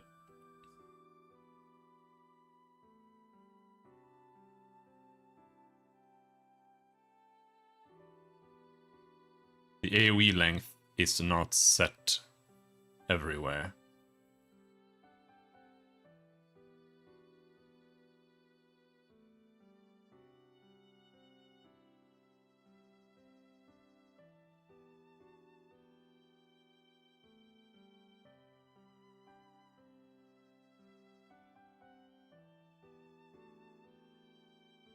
Let's see, AoE length. There's no AoE length in here. This is target type is AoE.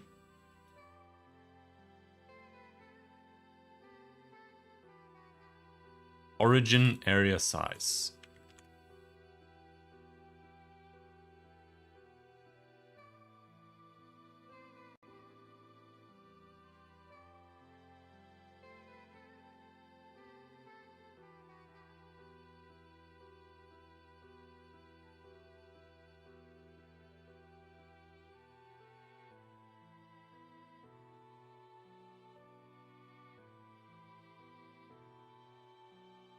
Should this just be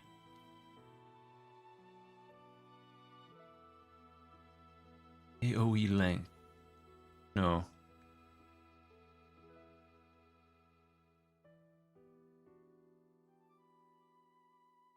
It's just that this here should be origin area size, I think.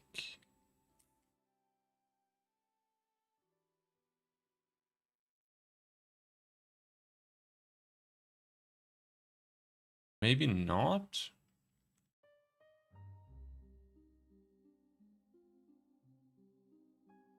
So up here, this is PB AoE. That means it's using range.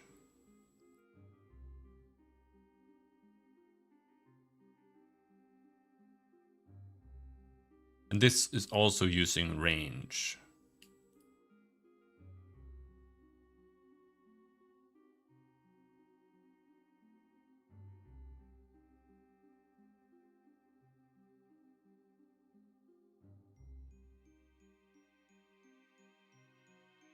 If targeting, target type PB AoE, the PB AoE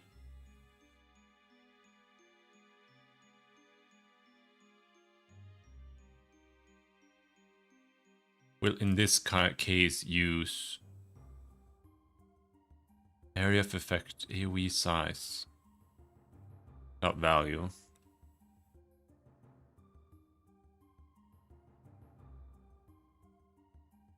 Range. All right. And then an AoE that has a pattern, right?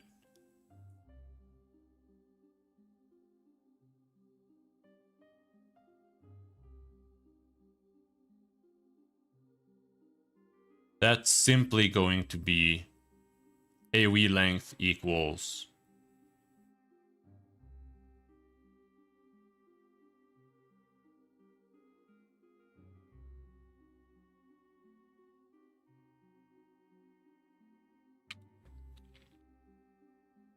pfdata.area-of-effect.value.pattern size. That's how big it is. It's that simple.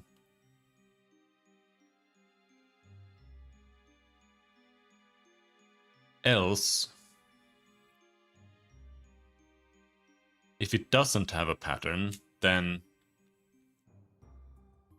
we need to do this.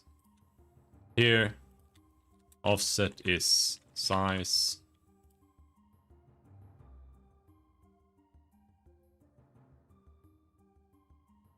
So AoE length is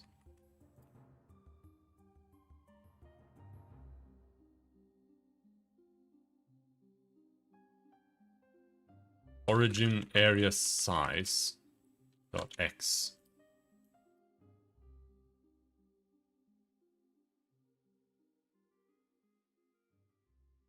dot y.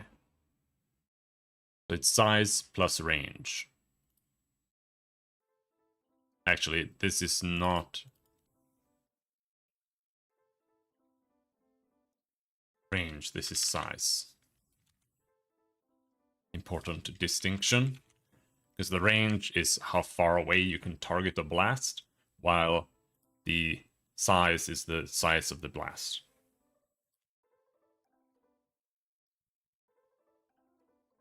The blast might just be single target.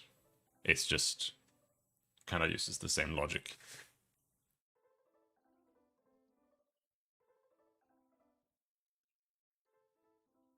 And then we have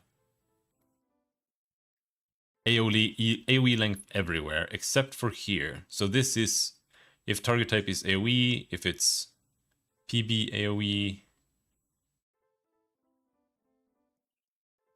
and this is, what is this? Area of effect pattern.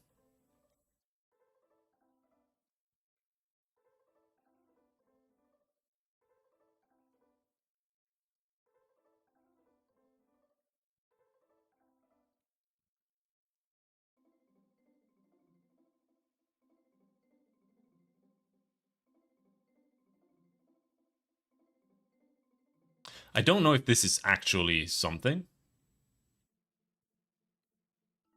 Else if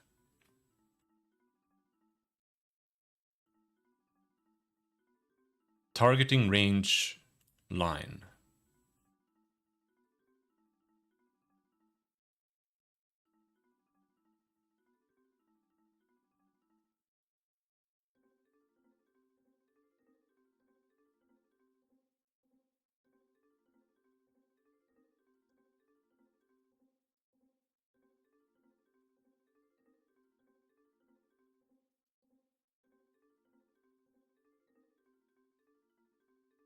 Targeting range path.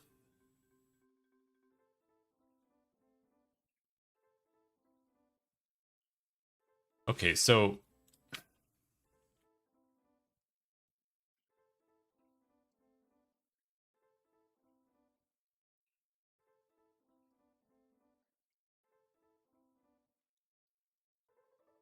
hello, Jano. How's it going?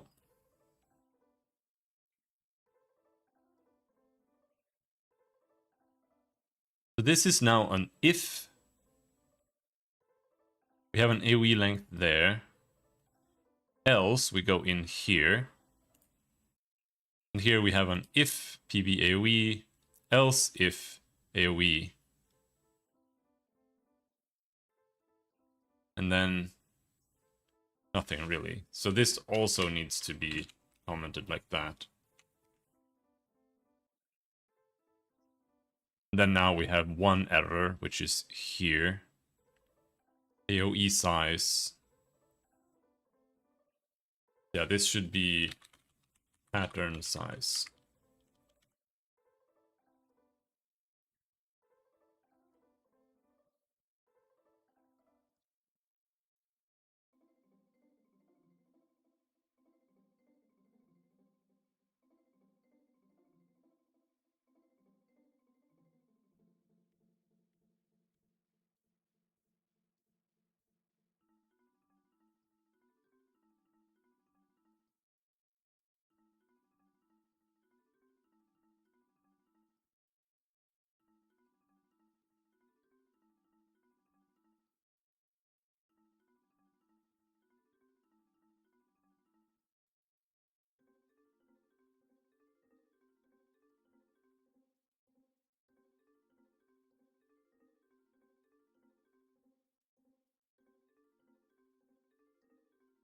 I put this down here. Center point size.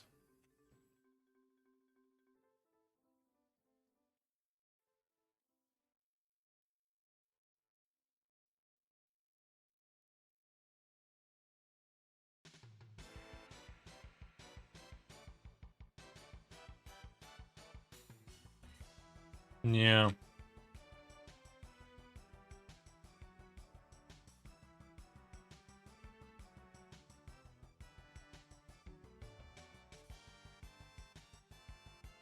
That's 0 errors in the pathfinding.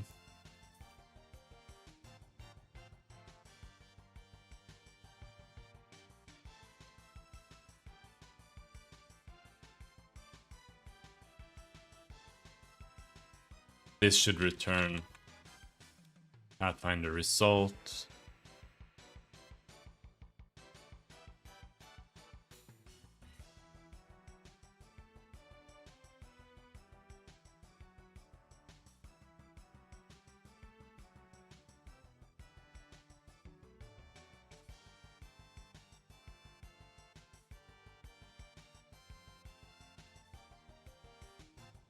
Or maybe this is just the validated tiles.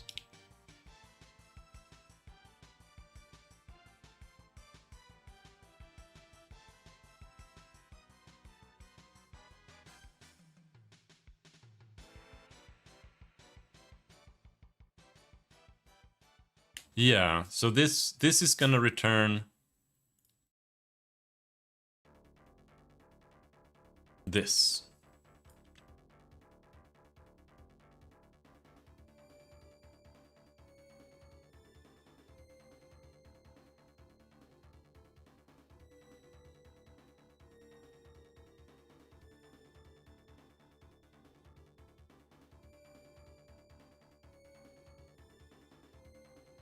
And then at the end, we're just gonna say return.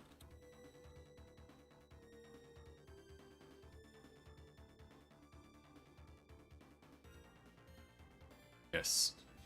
I actually don't think it really needs to do any of this. It doesn't actually need to return. And the reason for that is because this is just... This is a dictionary. So just by passing it in and modifying it, it's already getting passed back. So we don't actually need to do anything there.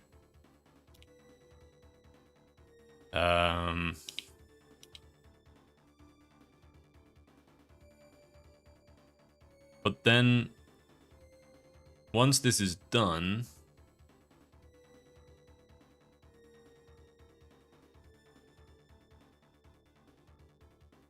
this should be... This is range find. This is where we need to say...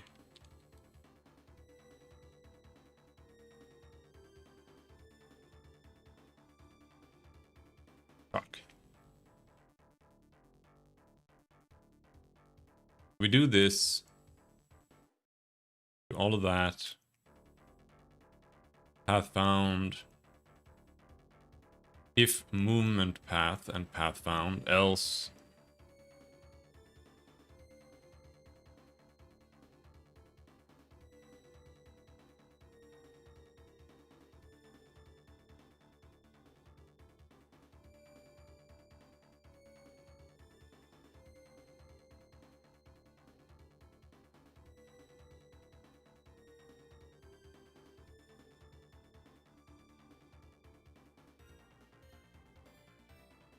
Return.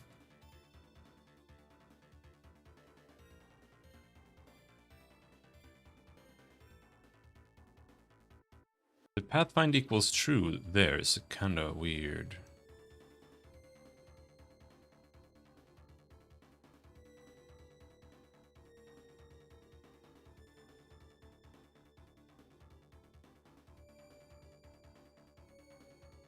Where is that from?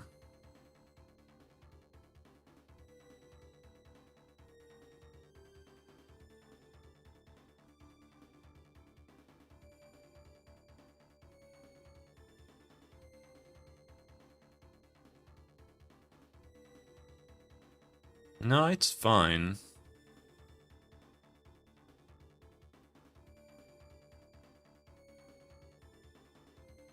Alright, all we need to do is say generate range result. Main controller, EF data, EF result, validated tiles. That should work.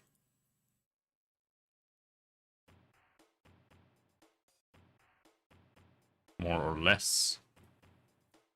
But then we have the joy of saying here it says init move mode. So this should be pathfind.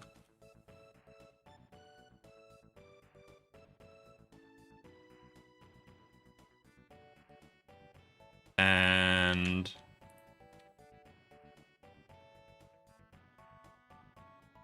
that's it.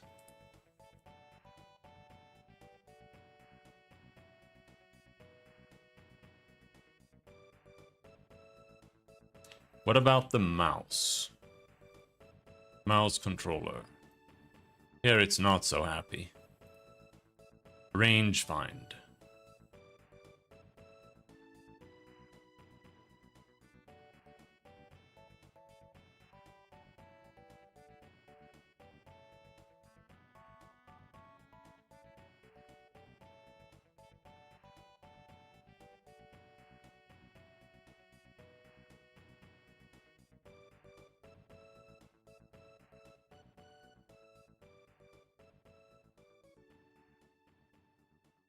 But this is movement tool. This is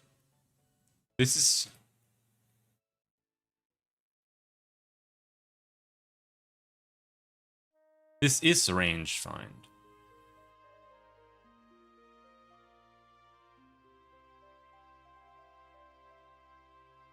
Wait, am I stupid?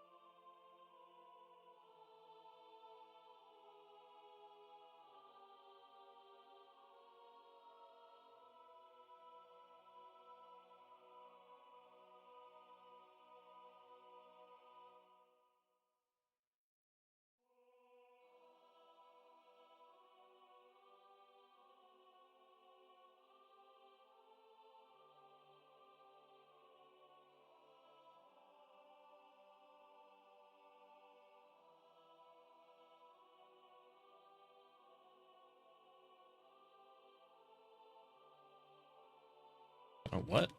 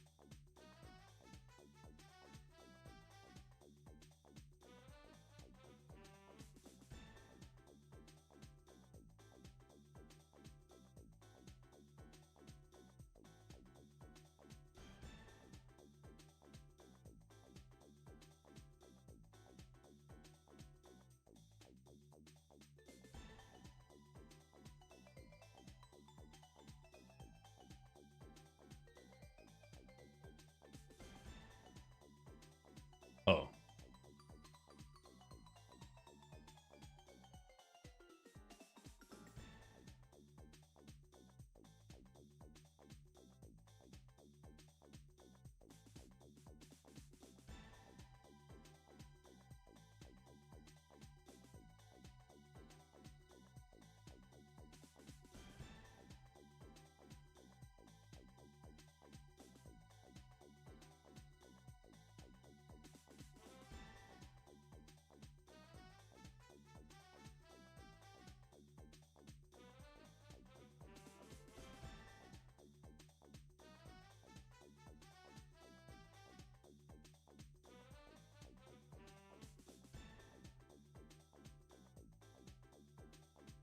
All right. Fuck.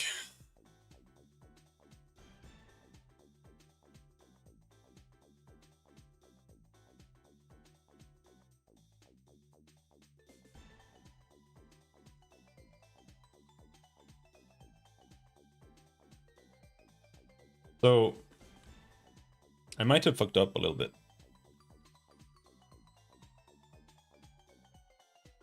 This is range find, right? But if we go to Pathfind here,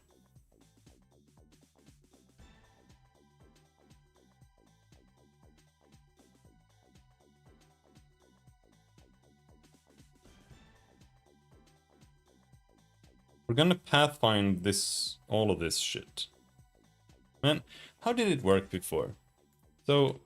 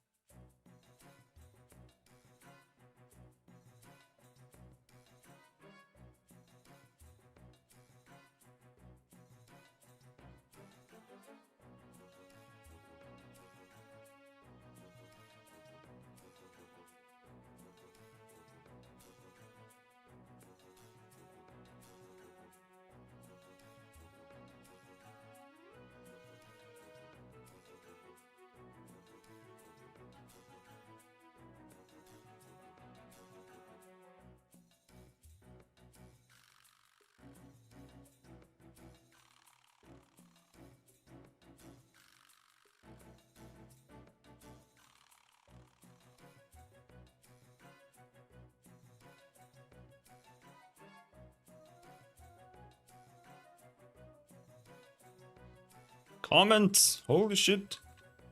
Okay, so we're pathfinding.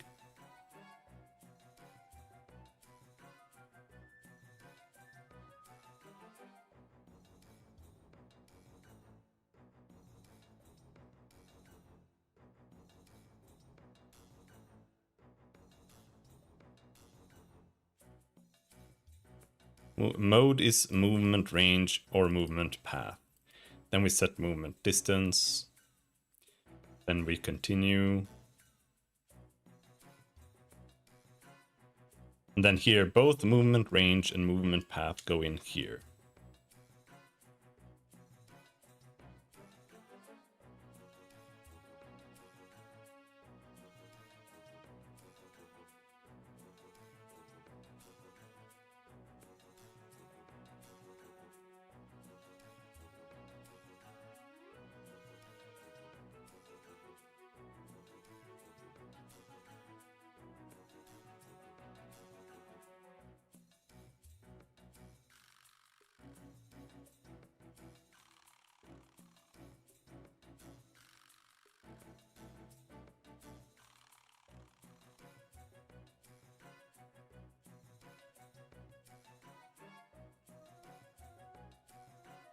I think it solves itself here. Perhaps.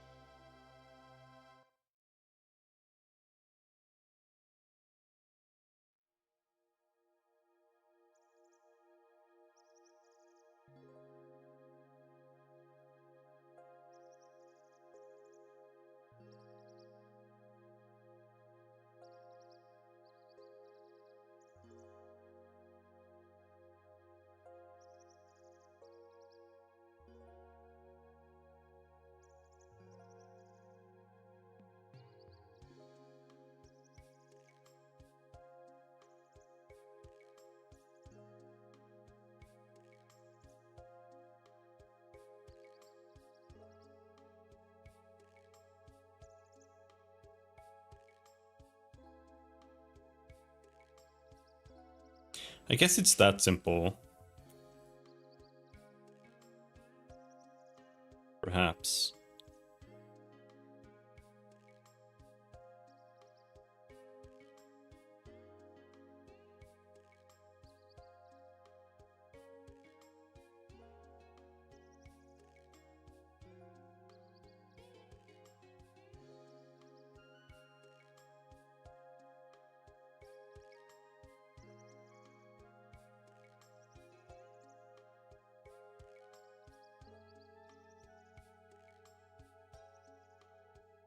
See, here it's generate range result. If pf data equals this or that. Yeah, okay. So all we do is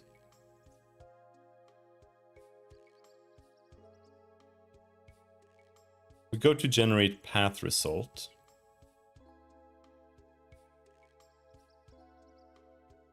Which is here.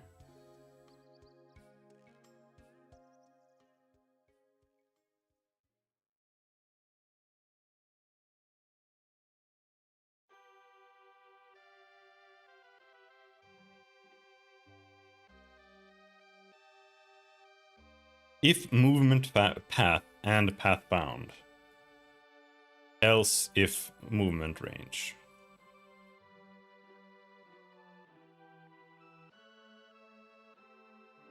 Okay. So we do that. And then here we say this actually.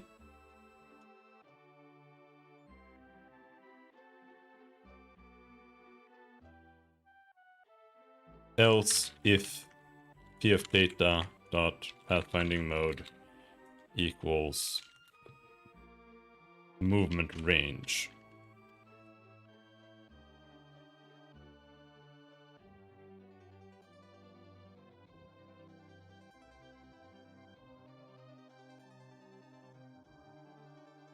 Then we do the same thing, except it says generate range result. That might work-ish.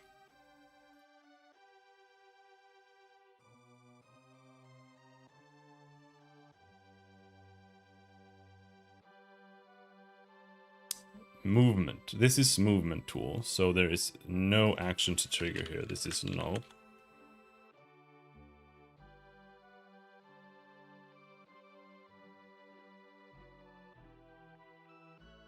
And down here, this is target tool. So here we have action to trigger.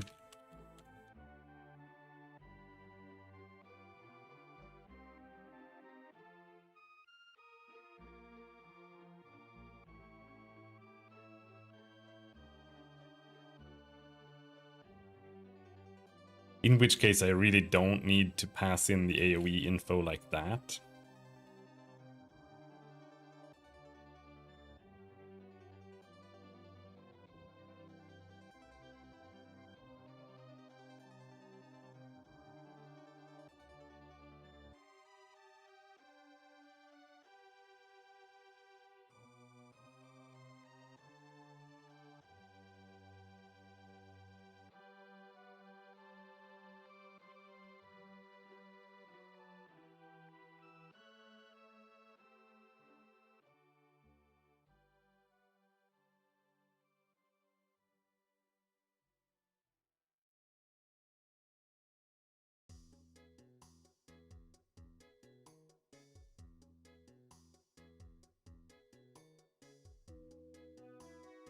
What are you talking about?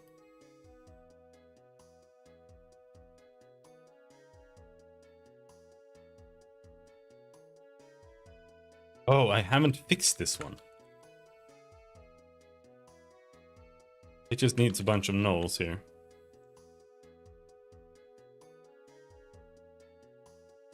And this is pathfinding mode dot, I actually don't know, range find, targeting range line. No, this depends on the action.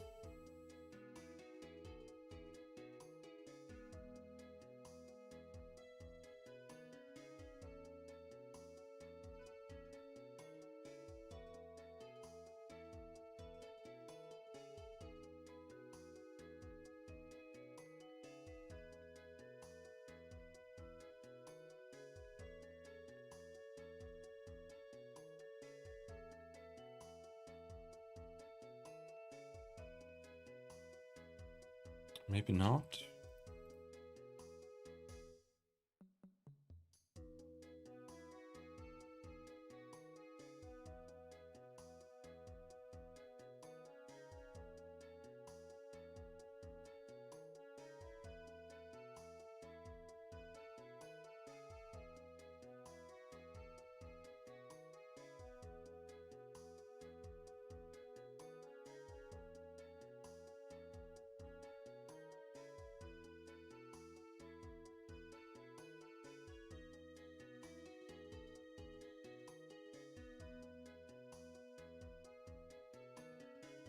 Object, trigger, target position, AoE.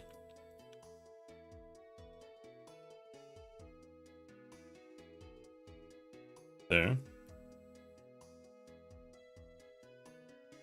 Last limited by line of sight. I mean, this...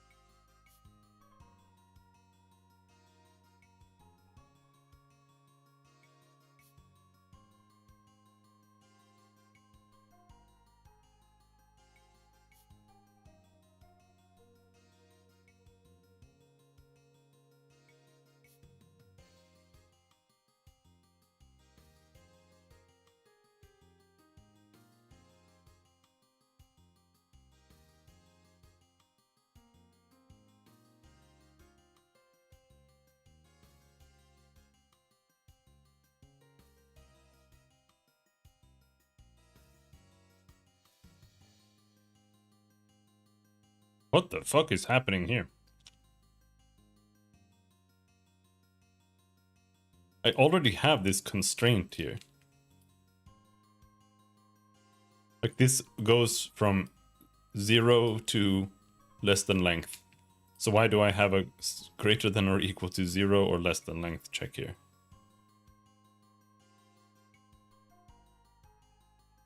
Out of bounds. Out of what bounds? Hello, Chris, how's it going?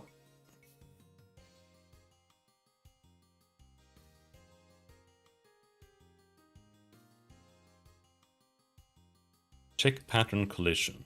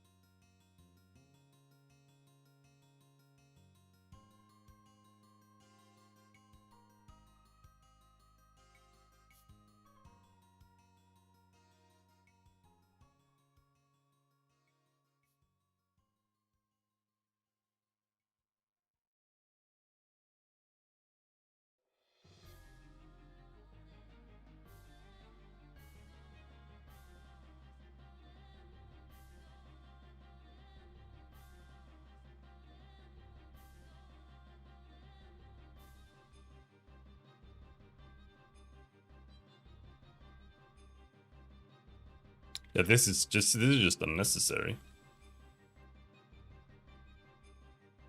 How's it supposed to? I think I just did something at some point. Yeah, that's all good.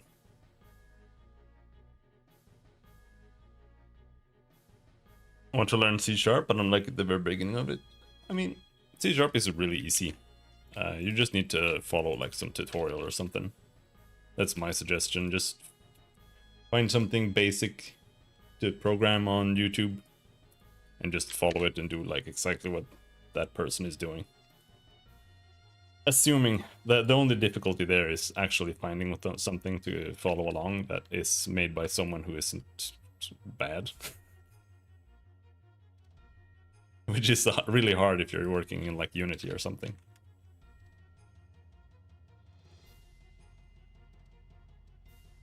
But yeah.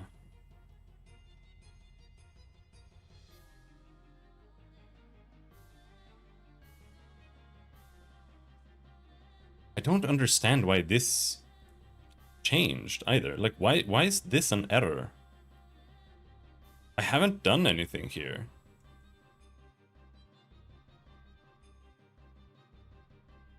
It was the pattern size that changed, because that used to be AoE size.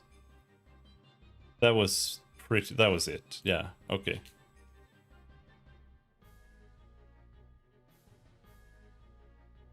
Does it run?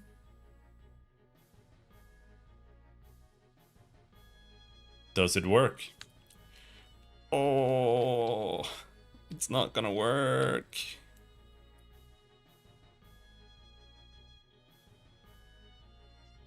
Oh, it's not gonna work. Oh.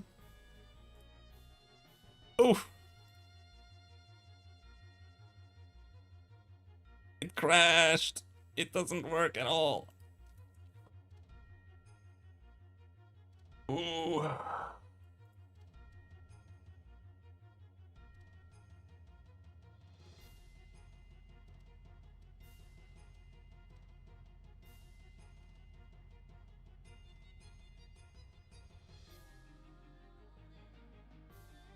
Where is this? This is range find.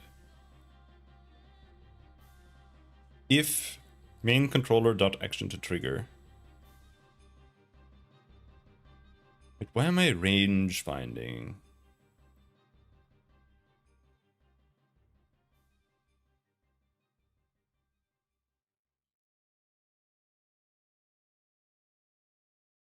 This should be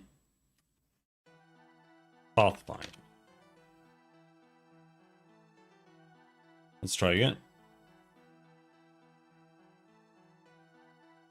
Because that would be the only missing part of the Holy Trinity because I work in 3D for a living, somewhat art related, and I just need to learn the coding for Unity so I can become a game dev. Yeah, I think it's really easy. The hard part has nothing to do with coding. The hard part is working with Unity.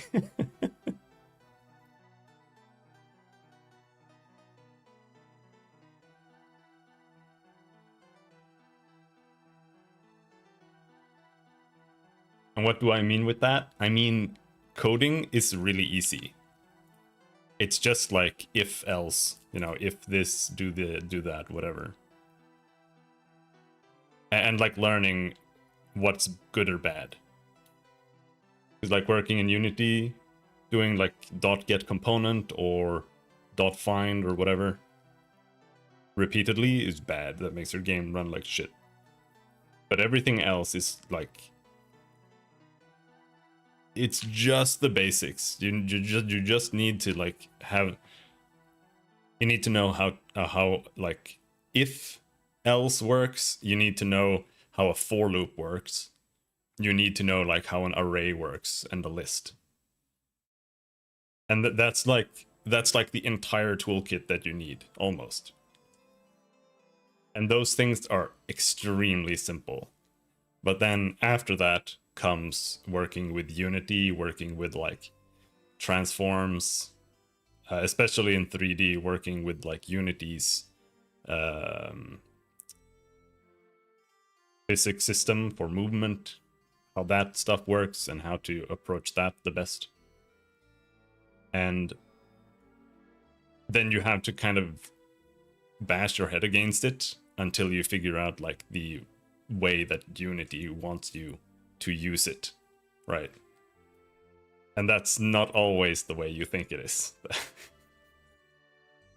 Because I've written pretty much my own engine in Unity, but before that I was working with Unity systems like physics and whatnot. And when you're just trying to logic it out, like you read what things do, you try to do it, it just half the time it just doesn't work, and you have to just go to the Discord and ask. But that's fine. Like I recommend that too. Like join the Unity Discord and just go and mash in the like beginner level or the intermediate level coding sections if you're stuck on anything. Like that's really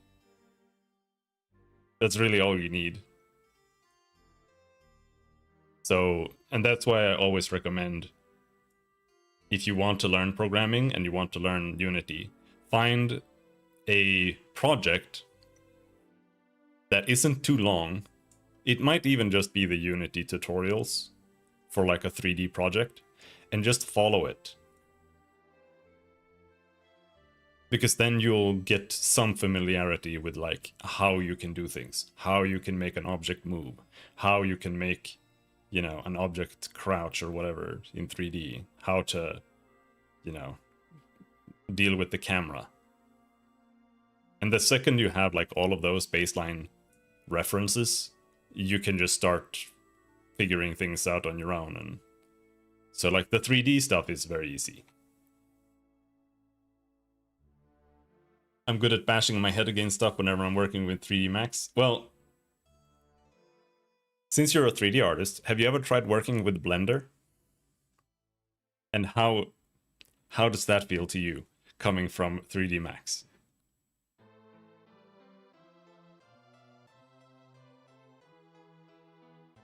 That's my question. Because maybe you haven't done that, but if you have, that's what working with Unity can be like. It's like, because my opinion of Blender is, I just feel like I have things, I expect how things should work, like from using Windows and shit. But coming to Blender, it's like they threw that out of the window, and they're just like, yeah, we're doing everything kind of our own way. It's similar, but it's also different for no reason. It's just like GIMP as well. It's like, is B a brush? No, it's some fucking other thing. Like, like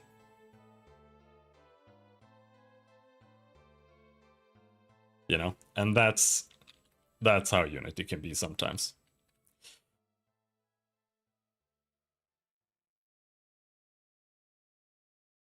But it's workable. Does it work? No. It doesn't work, but it doesn't crash. It doesn't crash, but it doesn't work. That's good. What about attacks? Attacks also don't work. So draw static grid is broken.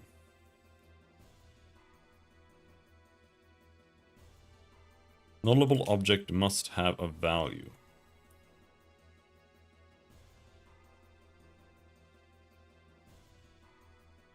Area of effect dot value.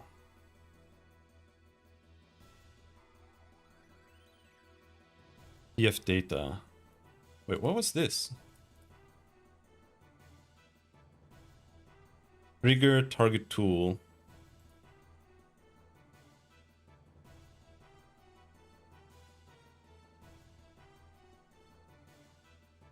Targeting range line.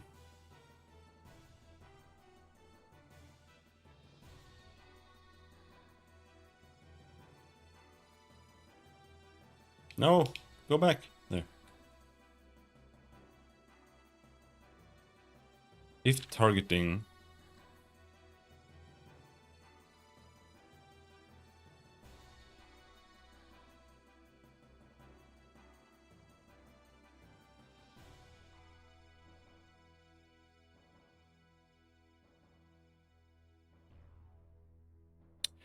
Yeah.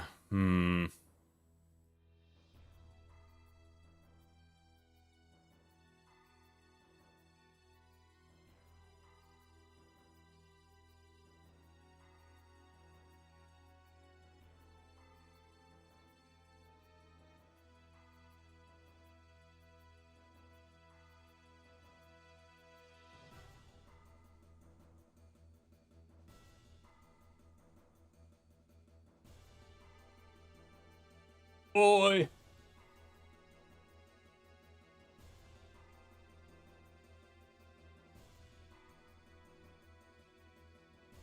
If action to trigger dot target type is ground, then it does that. Else it does this.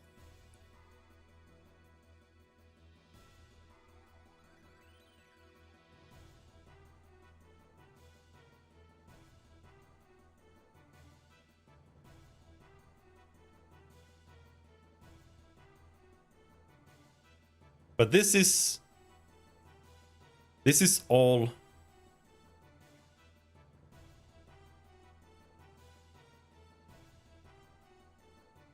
dynamic.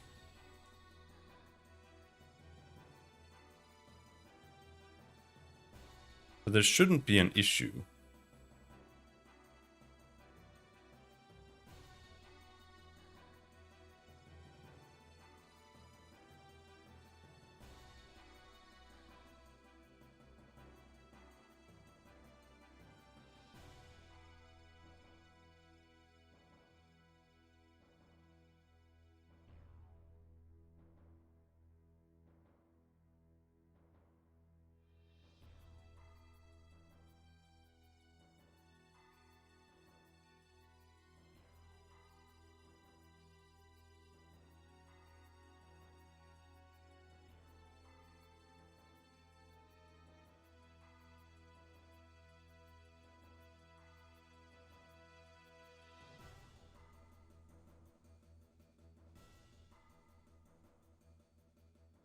If pattern does not equal null.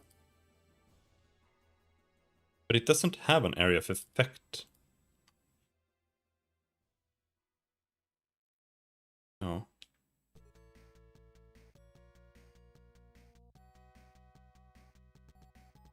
Yeah, here it doesn't have an AoE.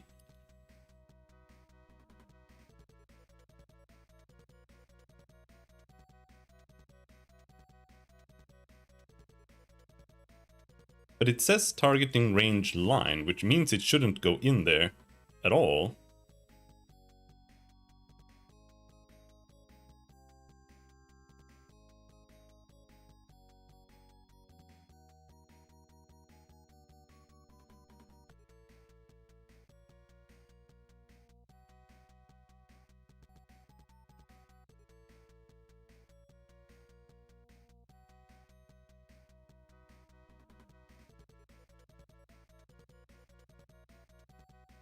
So confused.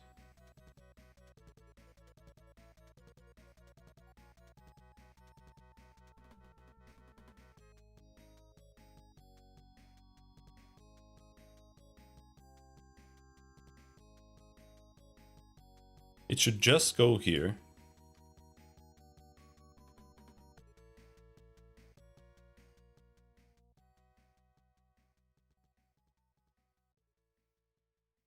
Let's run it again.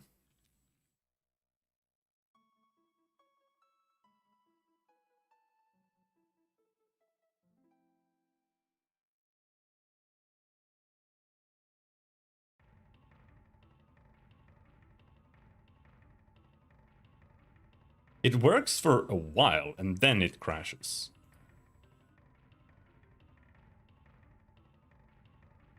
That's even worse. Why is it doing that?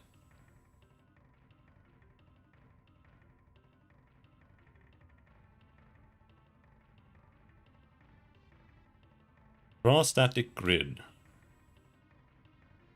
Tiles to draw null or 0.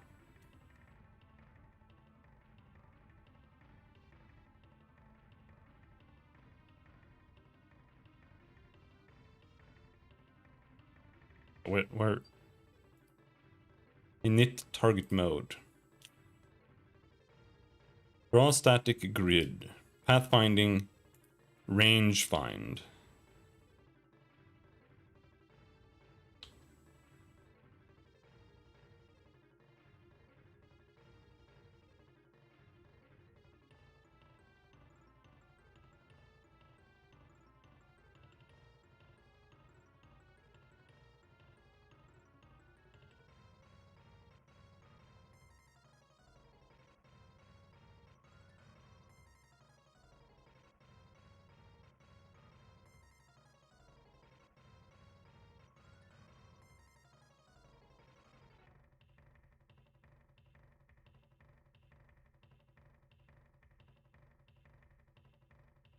It doesn't say anything else. It just says init target mode.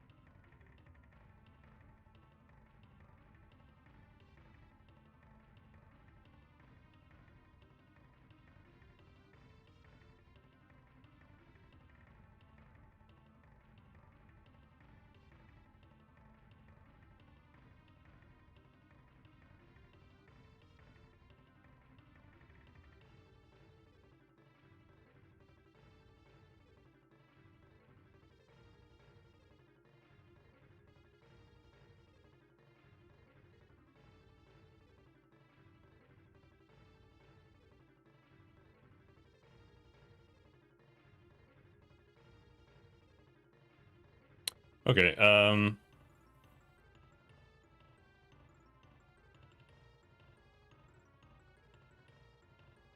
want to split these.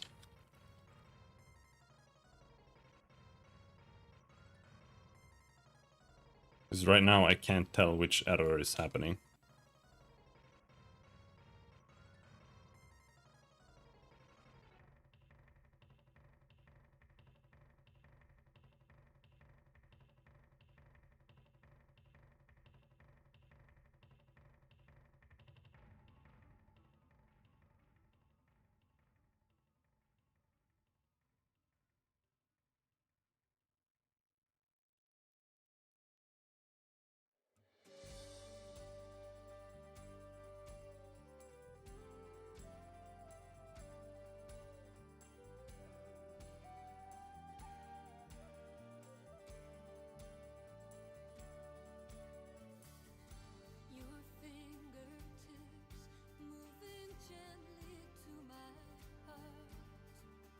Let's see what it says now.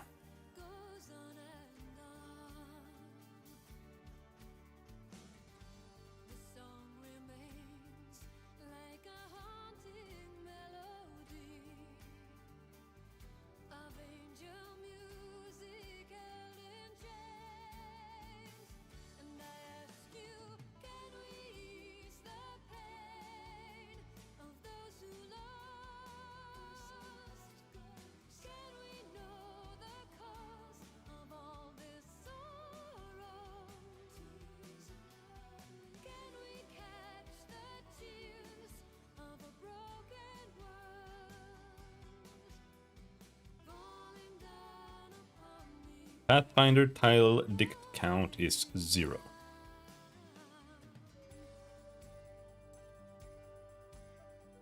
Okay.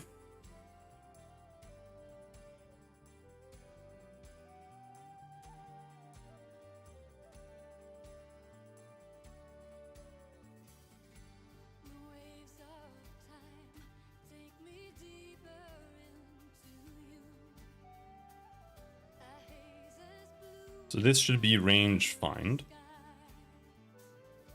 right? We do all of this shit. And then at the end here we say generate range result. EF data.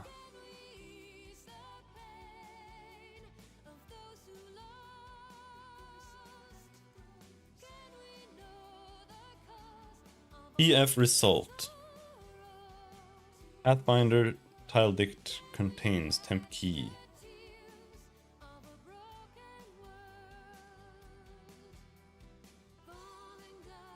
Wait, why would it contain anything?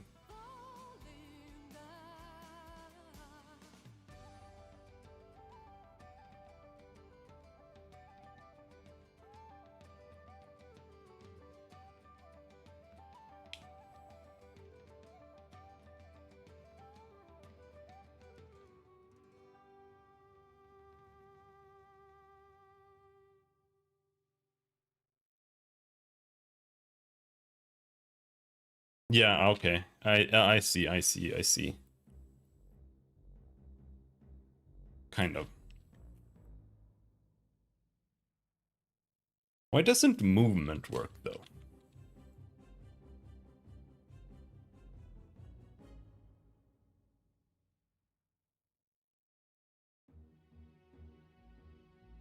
Path not found.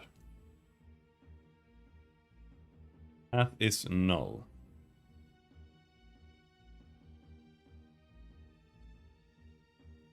Path not found. That's drawing the static grid.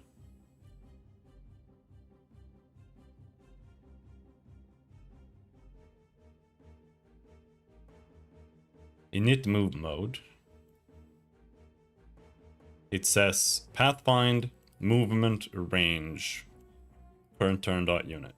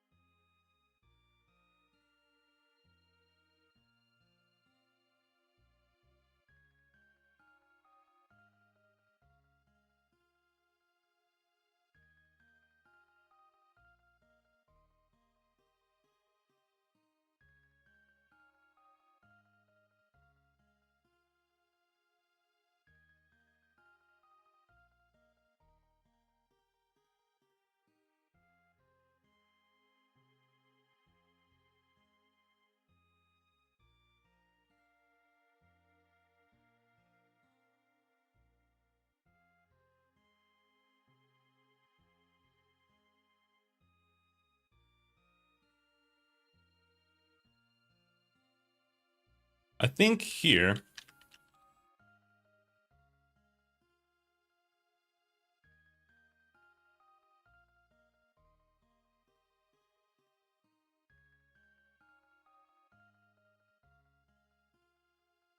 Generate range result.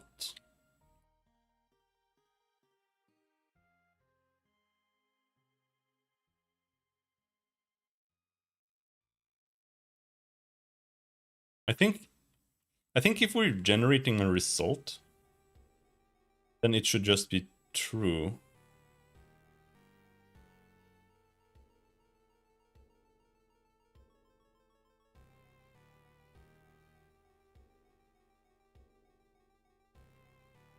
It should be pf result dot pathfound equals true.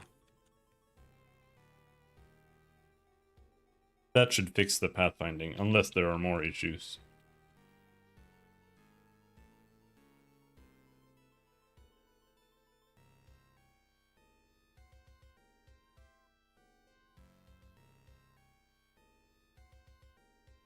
Alright.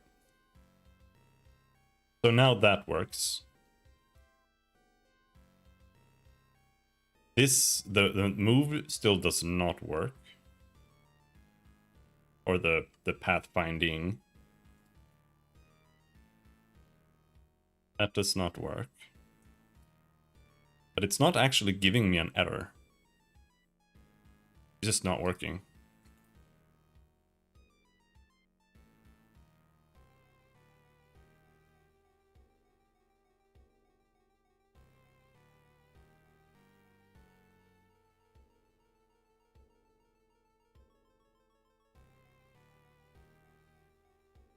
Maybe it just needs to be like this here as well. But I felt like it would...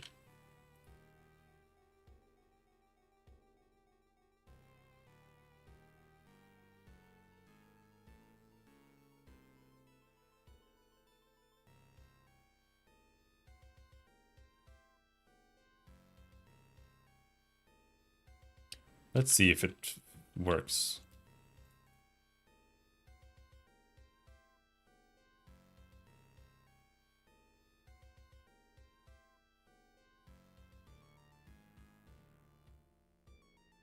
No, it doesn't work.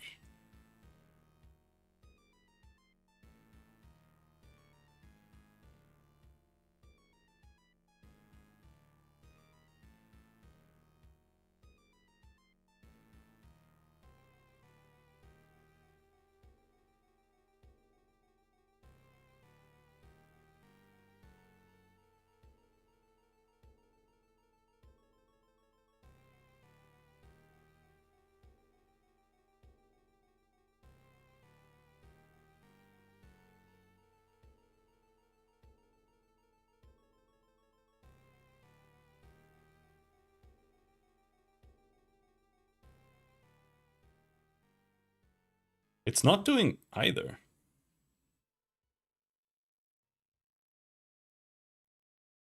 It's not doing it at all.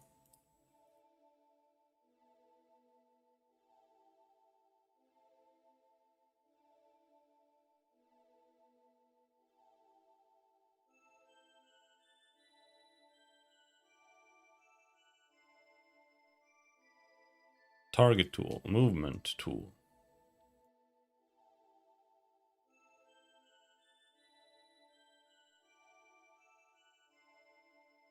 Pathfind. Draw dynamic grid. Using the result.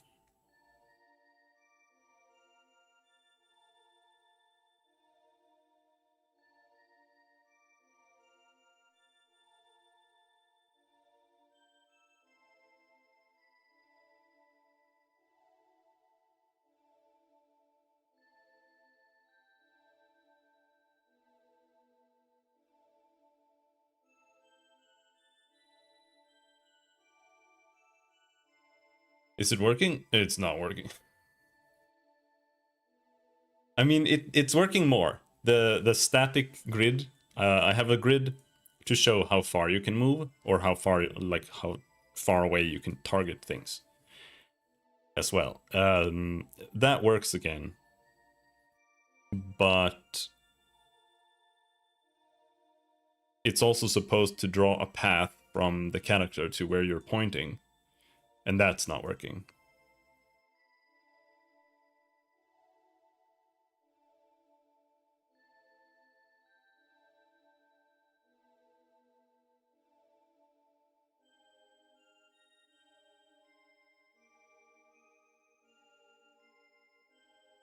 Which is weird. Pathfind.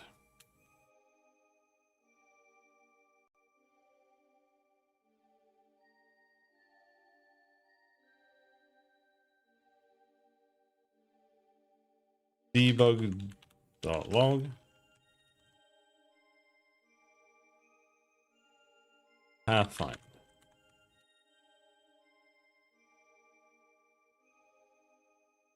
In 15 minutes, I'll clock out from work, finally.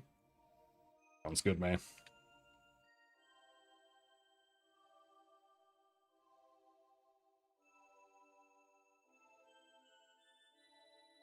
See what it says here. It is running Pathfind. So what's happening then? Let's just read through this, I guess.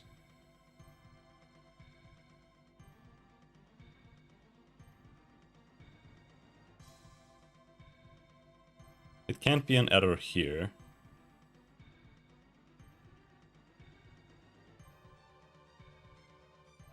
We are passing in the object.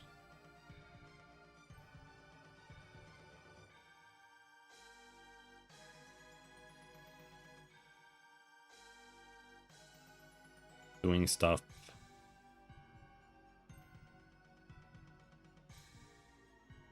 Reading other people's code is impossible.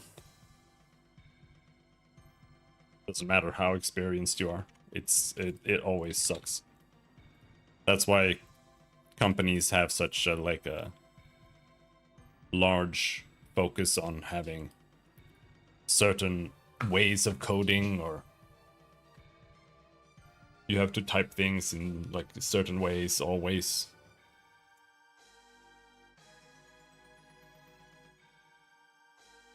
But even then, understanding someone else's code, especially without context, is just almost impossible. But when you're coding yourself, you know, you might have a lot there, but it's usually just like a small section that you're focused on. So it's not really that much.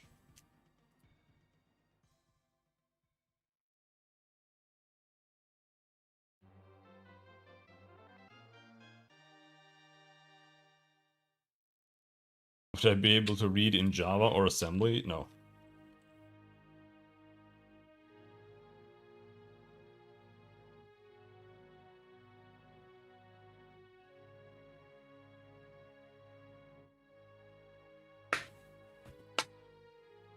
I wouldn't even be able to read in C#, probably, usually. More so, but...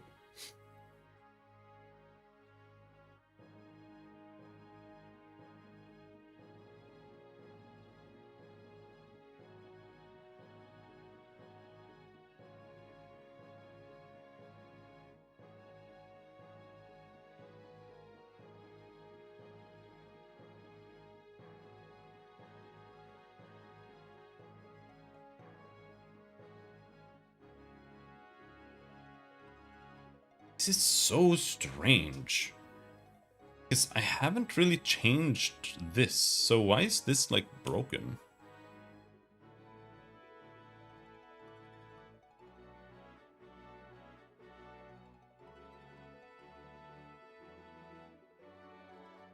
The thing is, if something breaks and it's your code, you might be able to pinpoint exactly where the problem is coming from. Yeah, exactly. Are the foundations the same in every code language, or are they all totally different? I mean, I'm not super experienced, but they can be completely different. Like, a lot of languages come from the same roots. Like C, the C languages are all pretty similar, and even, I don't know, like, the history of Java or whatever.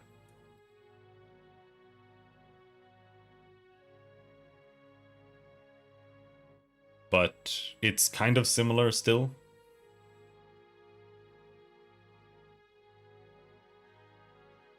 But then if you move over to like Rust or something, they have a completely different way of doing everything. Everything is written differently, whatever. A mess. There aren't really that many programming languages that people use, you know. Like the common ones are like Java, JavaScript, Python, C, C#, C++. Maybe like Ruby, I think, maybe.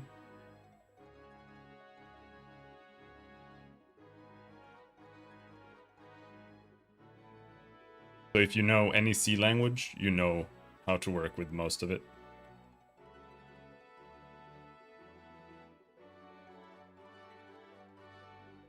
Like I did Python programming not too long ago, and it's just a small like adjustment period, but it's still like hard to figure out exactly what the rules are for Python.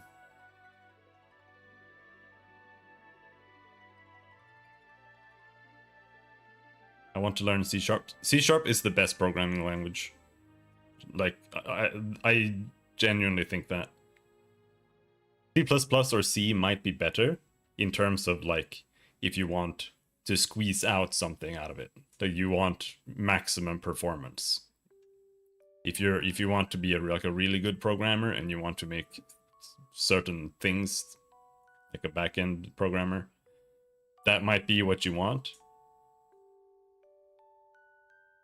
But C# for 99% of use cases, it's just easier to work with. Everything is just straightforward. You don't have to worry about almost anything. It just takes care of itself. And at the same time, it's not too simplified like Java or Python. It's not super bloated with trash. It's just like, in my opinion, it's the best entry point for programming by far, because there's just nothing you have to really care about. Do you read a lot before going into a new language? No, I just go in. I haven't even read anything for this. I've been programming for like 10 years now. I just started it and I was like, okay, I'll watch one tutorial and then you just kind of go from there a bit. All you do is you follow some little tutorial, put together some shit, and then you just need to learn some like very basic things, like what is an int. Yeah. Like everything is just basic building blocks. And then if you need something more than that, or you need to figure out how to do anything, you just go to Google and you type in, how do I do this thing? And then you find it. It's that simple. Like that's how programming works. It's like playing Legos and then you want to know, okay, how do I build a dinosaur with the Legos? Then you just Google that, pretty much. Or if you already know how to build a dinosaur with Legos, but you want to figure out how do I make the legs move with my Legos, then you Google that. Or you go ask our best friend ChatGPT. I don't use that because I don't trust its answers, but yeah, a lot of people do that. For sure. My knee has been fucking up. Oh, ouch.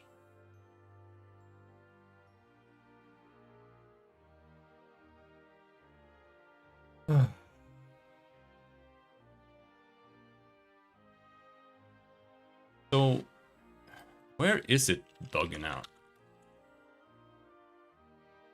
Free Frontier.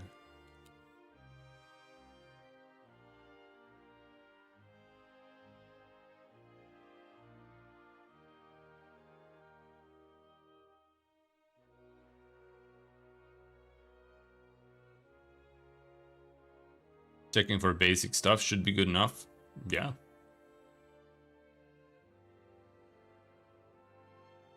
I mean, it's not like people on Google always know what they're talking about.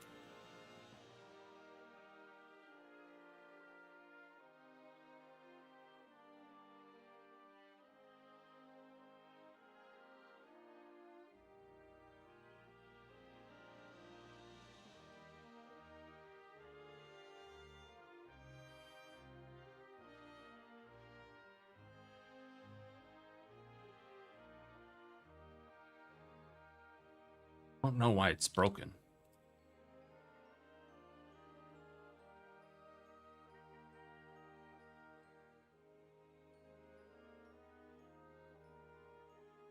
Validated tiles, 215. Validated tiles, 215. Okay, so it does Pathfind pre-frontier validated tiles. So it goes all the way here.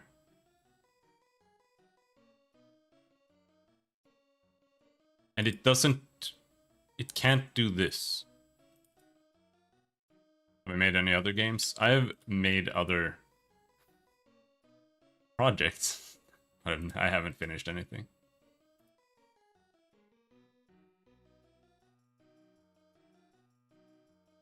Pathbound equals true. Okay, so it just always sets it before. So that's really all there is to it. Okay, it's kind of silly. But I guess that's it. For whatever reason, I was doing that. It's just weird because here I say pathbound equals true. I'm not really sure what I'm doing with it.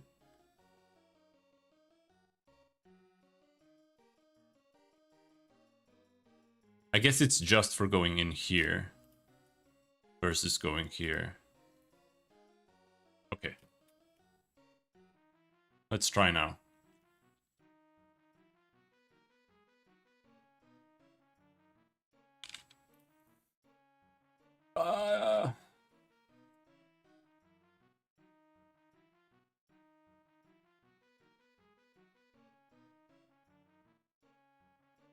Still doesn't work.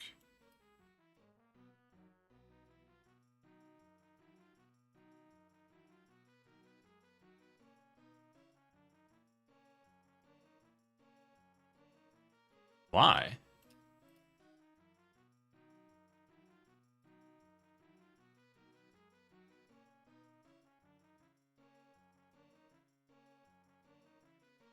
I feel like it's supposed to go in here. So this is like what's not happening.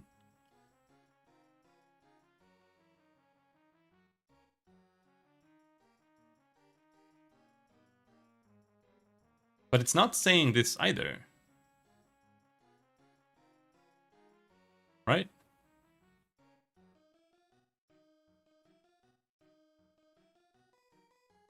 Yeah, it's doing this classic thing where it's just being an asshole.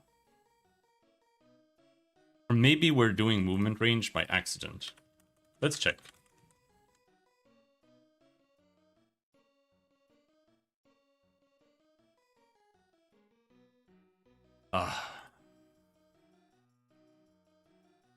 Sometimes I have noticed that Unity will like throw an error, but it's not actually showing any error at all. But it will just like, it'll get to a certain point in the code, and then it will just obliterate itself, and it'll just skip somewhere else. And I don't know what's happening when it does that. I don't know if that's what it's doing now.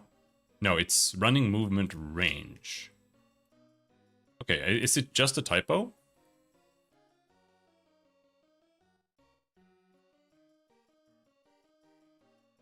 Pathfind. Movement path.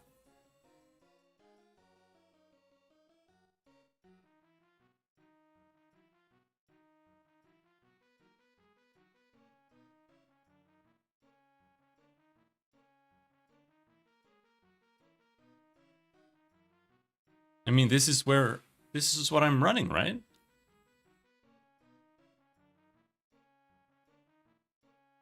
Pathfind.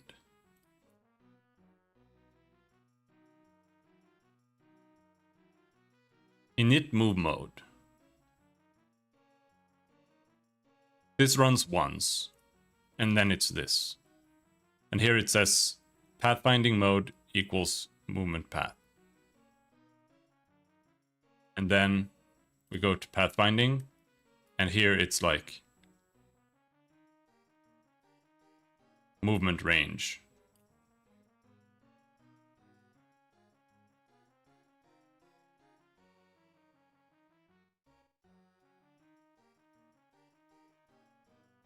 Oh wait, what's happening here? Ah, I've accidentally set pathfinding mode to always be movement range. How the hell did that happen? That's so weird.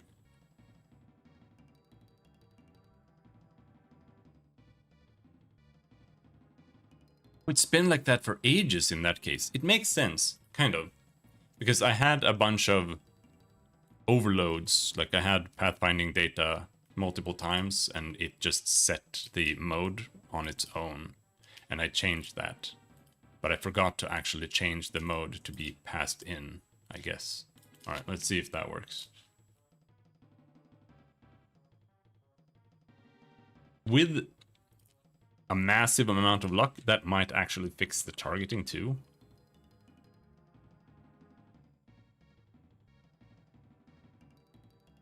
Oh. Range works. Making the path works. Targeting. Error.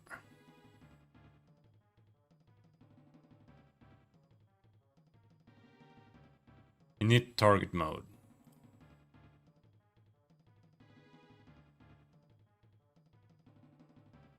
AoE tile to pathfind.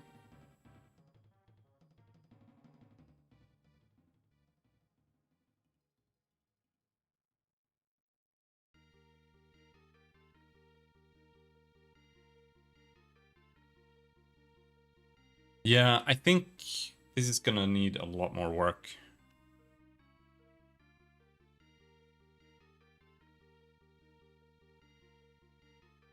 So I'm changing how the targeting range works.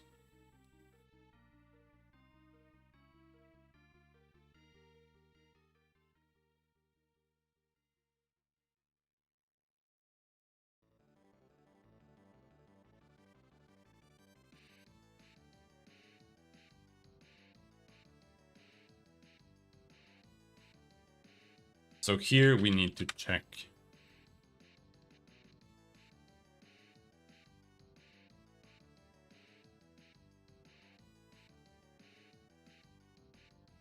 Let's do that.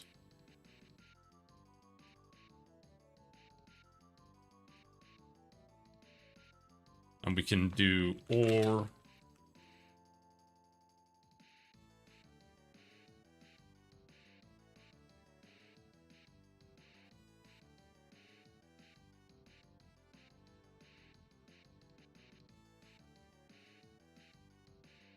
pf data dot area of effect dot value dot pattern does not equal null, and that, and then we can try again.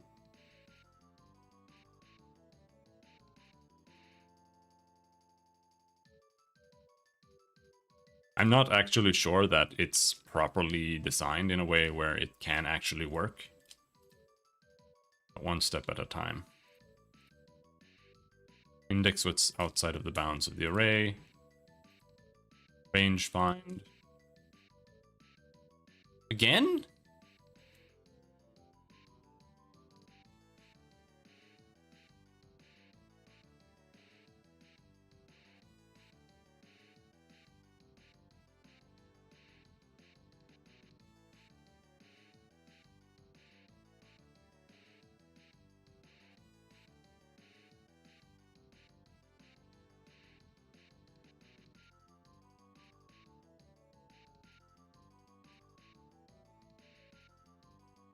Init target mode.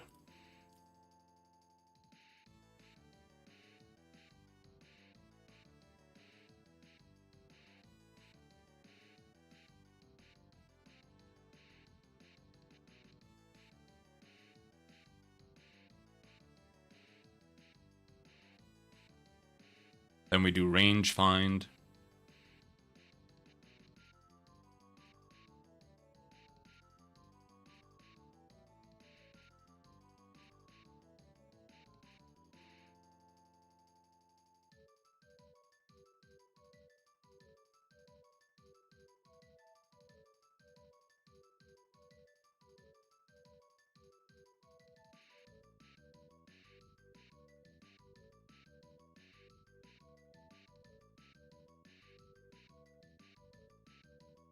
And the error is here. If pfdata.value.pattern does not equal null.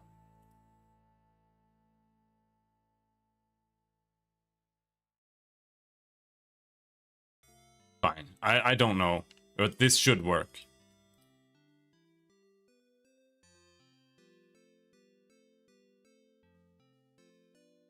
Oh, wait.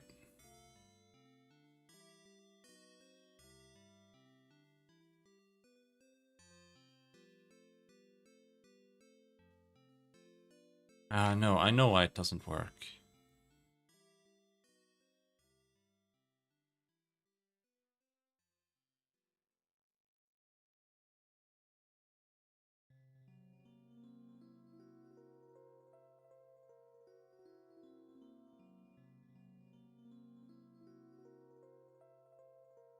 Let's go to triple stab.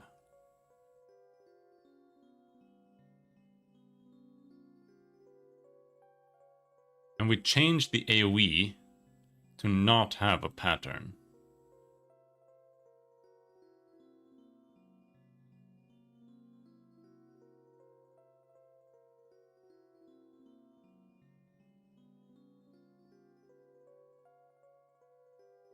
No AoE size, no pattern, no origin point, an origin size of 1,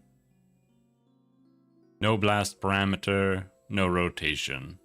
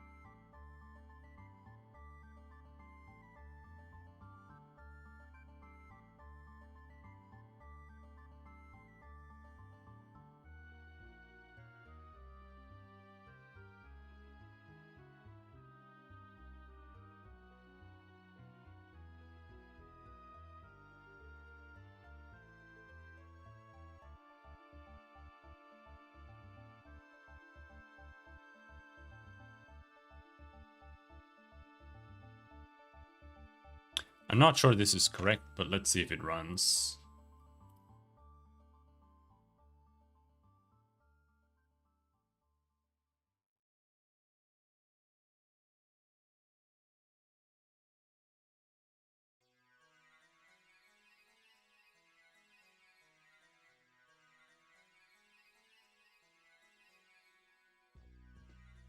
It is not correct. And it does run, but it does shit itself.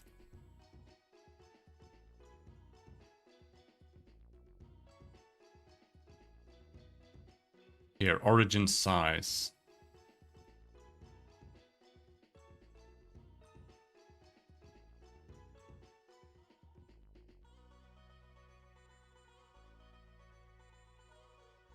If pfdata.arifEffect.value.origin size equals null, then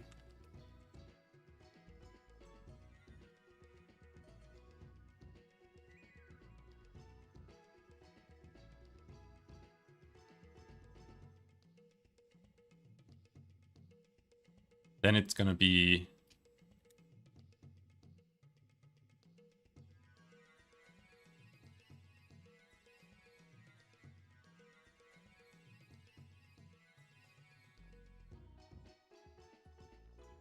tile size.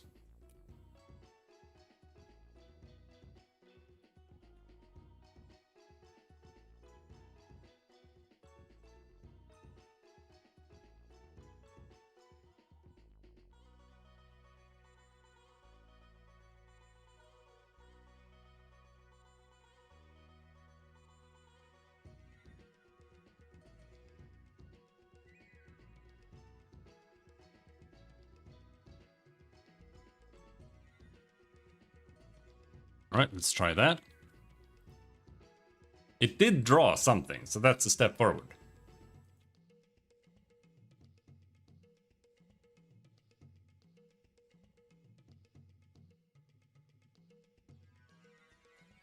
It's drawing, it crashed.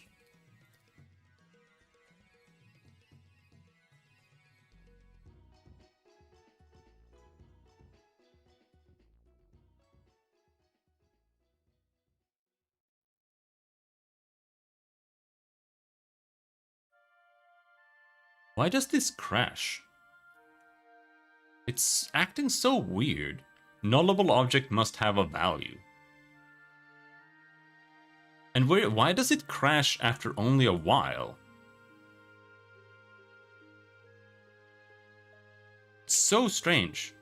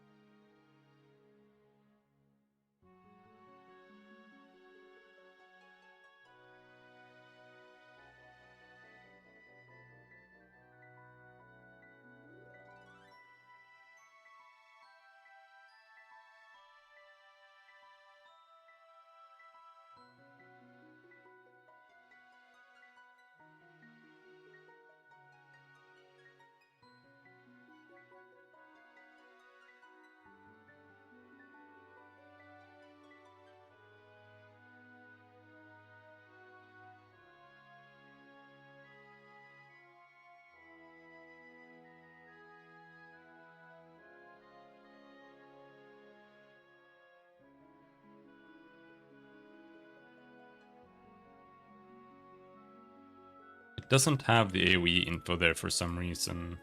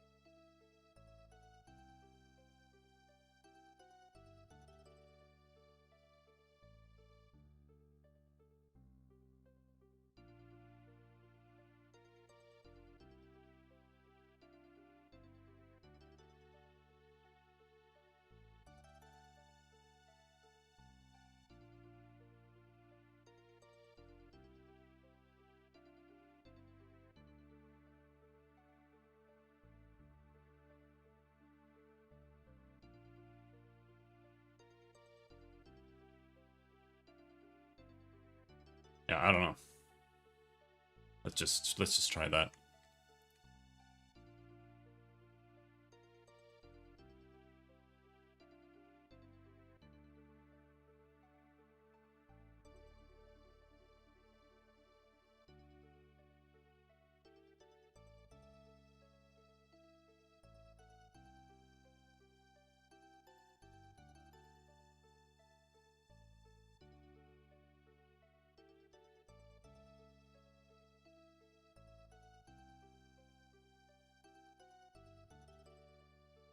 That's better than nothing.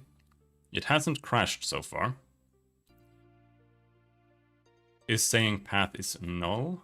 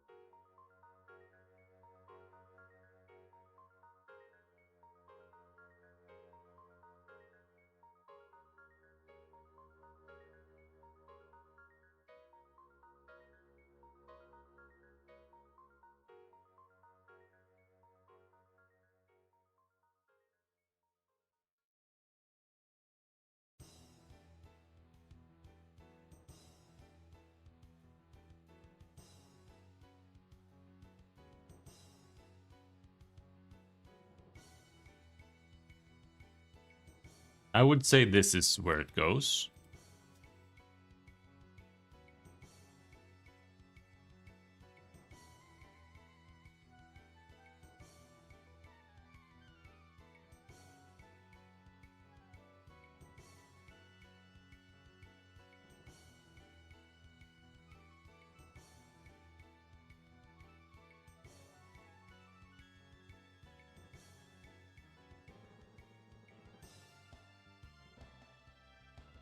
Maybe I am doing the offset wrong after all.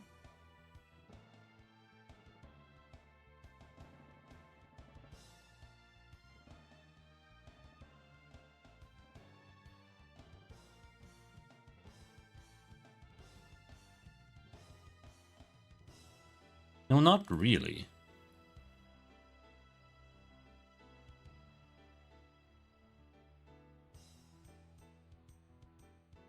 So it is this. It says AoE size. And that's wrong. No, we're here. Here it's range. Temp size equals range.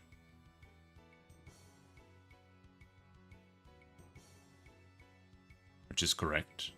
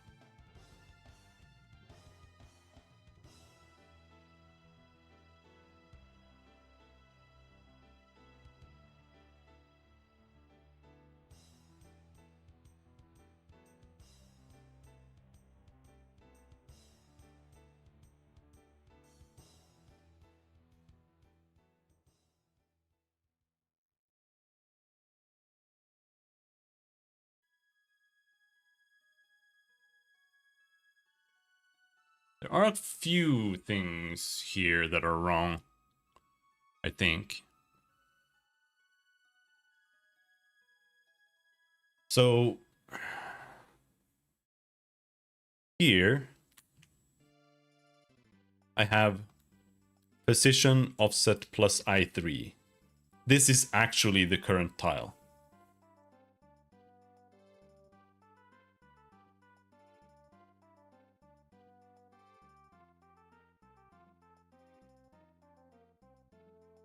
So if we say vector 3 int current tile to check,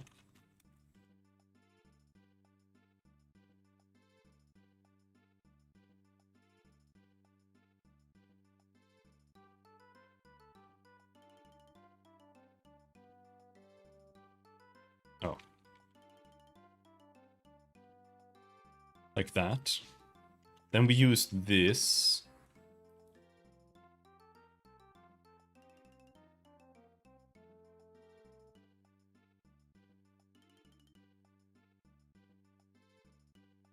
That's main controller PF data validated tiles tile to pathfind.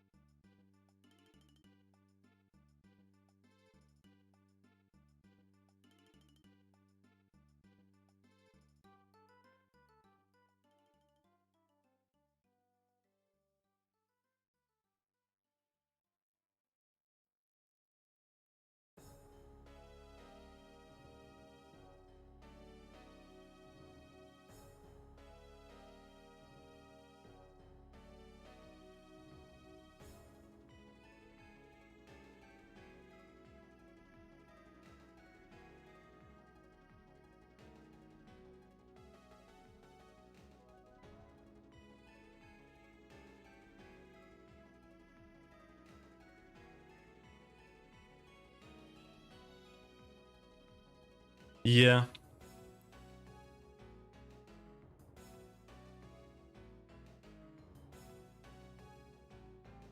It kind of works, but it doesn't.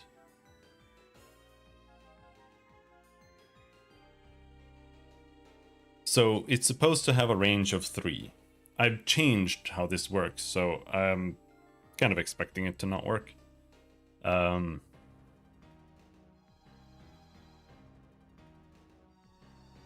Because before I was using the same method that I use to pathfind, the A star, to pathfind to generate like a ranged grid for an attack. But that doesn't make sense because it goes around things and stuff. It should just go straight out and collide. Because certain attacks might collide with objects, and if that attack has a longer range, it shouldn't be able to wrap around behind that object. Because then it would just like lose range instead. So I've moved it over to the linear collision algorithm or function. And it is kind of working now. Because it's supposed to have a range of 3, which is going to be from the bottom left of the character right now. And you can see it does have a range of 3. 1, 2, 3. 1, 2, 3. But it's also not properly actually using the range to determine when it has Pathfinder 3 or not. So you can see it's going all the way down here. Which is 3, by the way. It is a maximum of 3. It's just that it's 3x and 3y, which is actually 6. So that's wrong. And to the right, it looks like it's less, but it's actually 1, 2, 3 there as well. So what needs to be added here is, first of all, an extension from the character. That's not added here.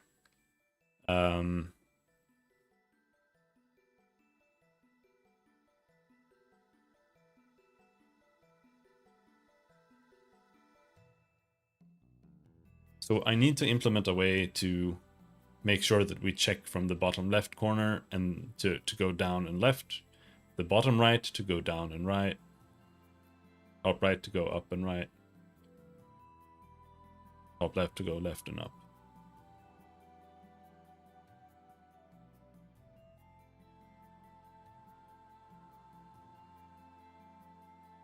That should be about that.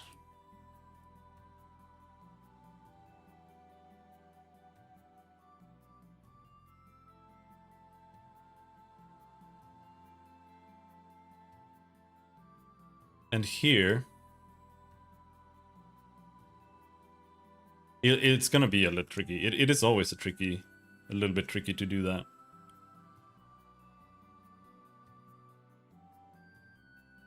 Because I'm gonna have to rewrite most of this.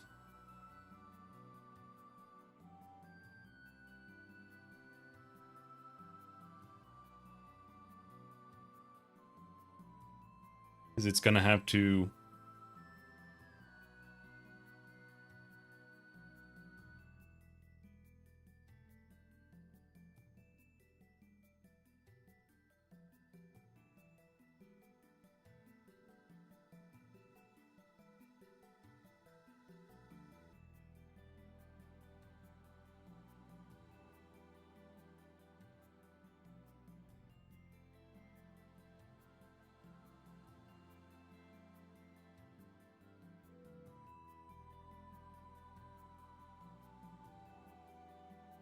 It's honestly quite a lot of work.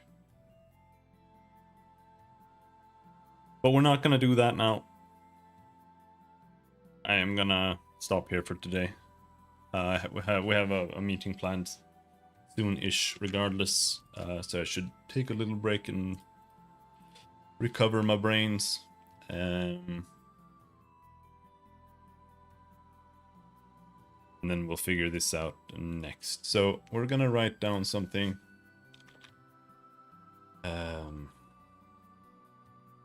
Range find needs better implementation for the static range. Needs to draw from the center or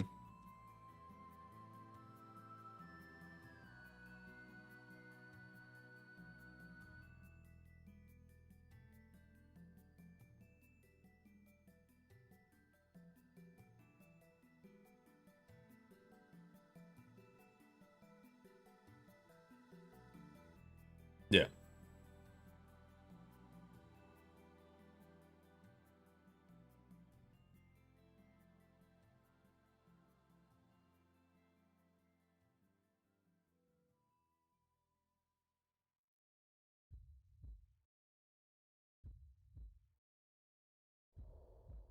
All right. Until next time. Thanks for hanging. Have a good day. Bye-bye.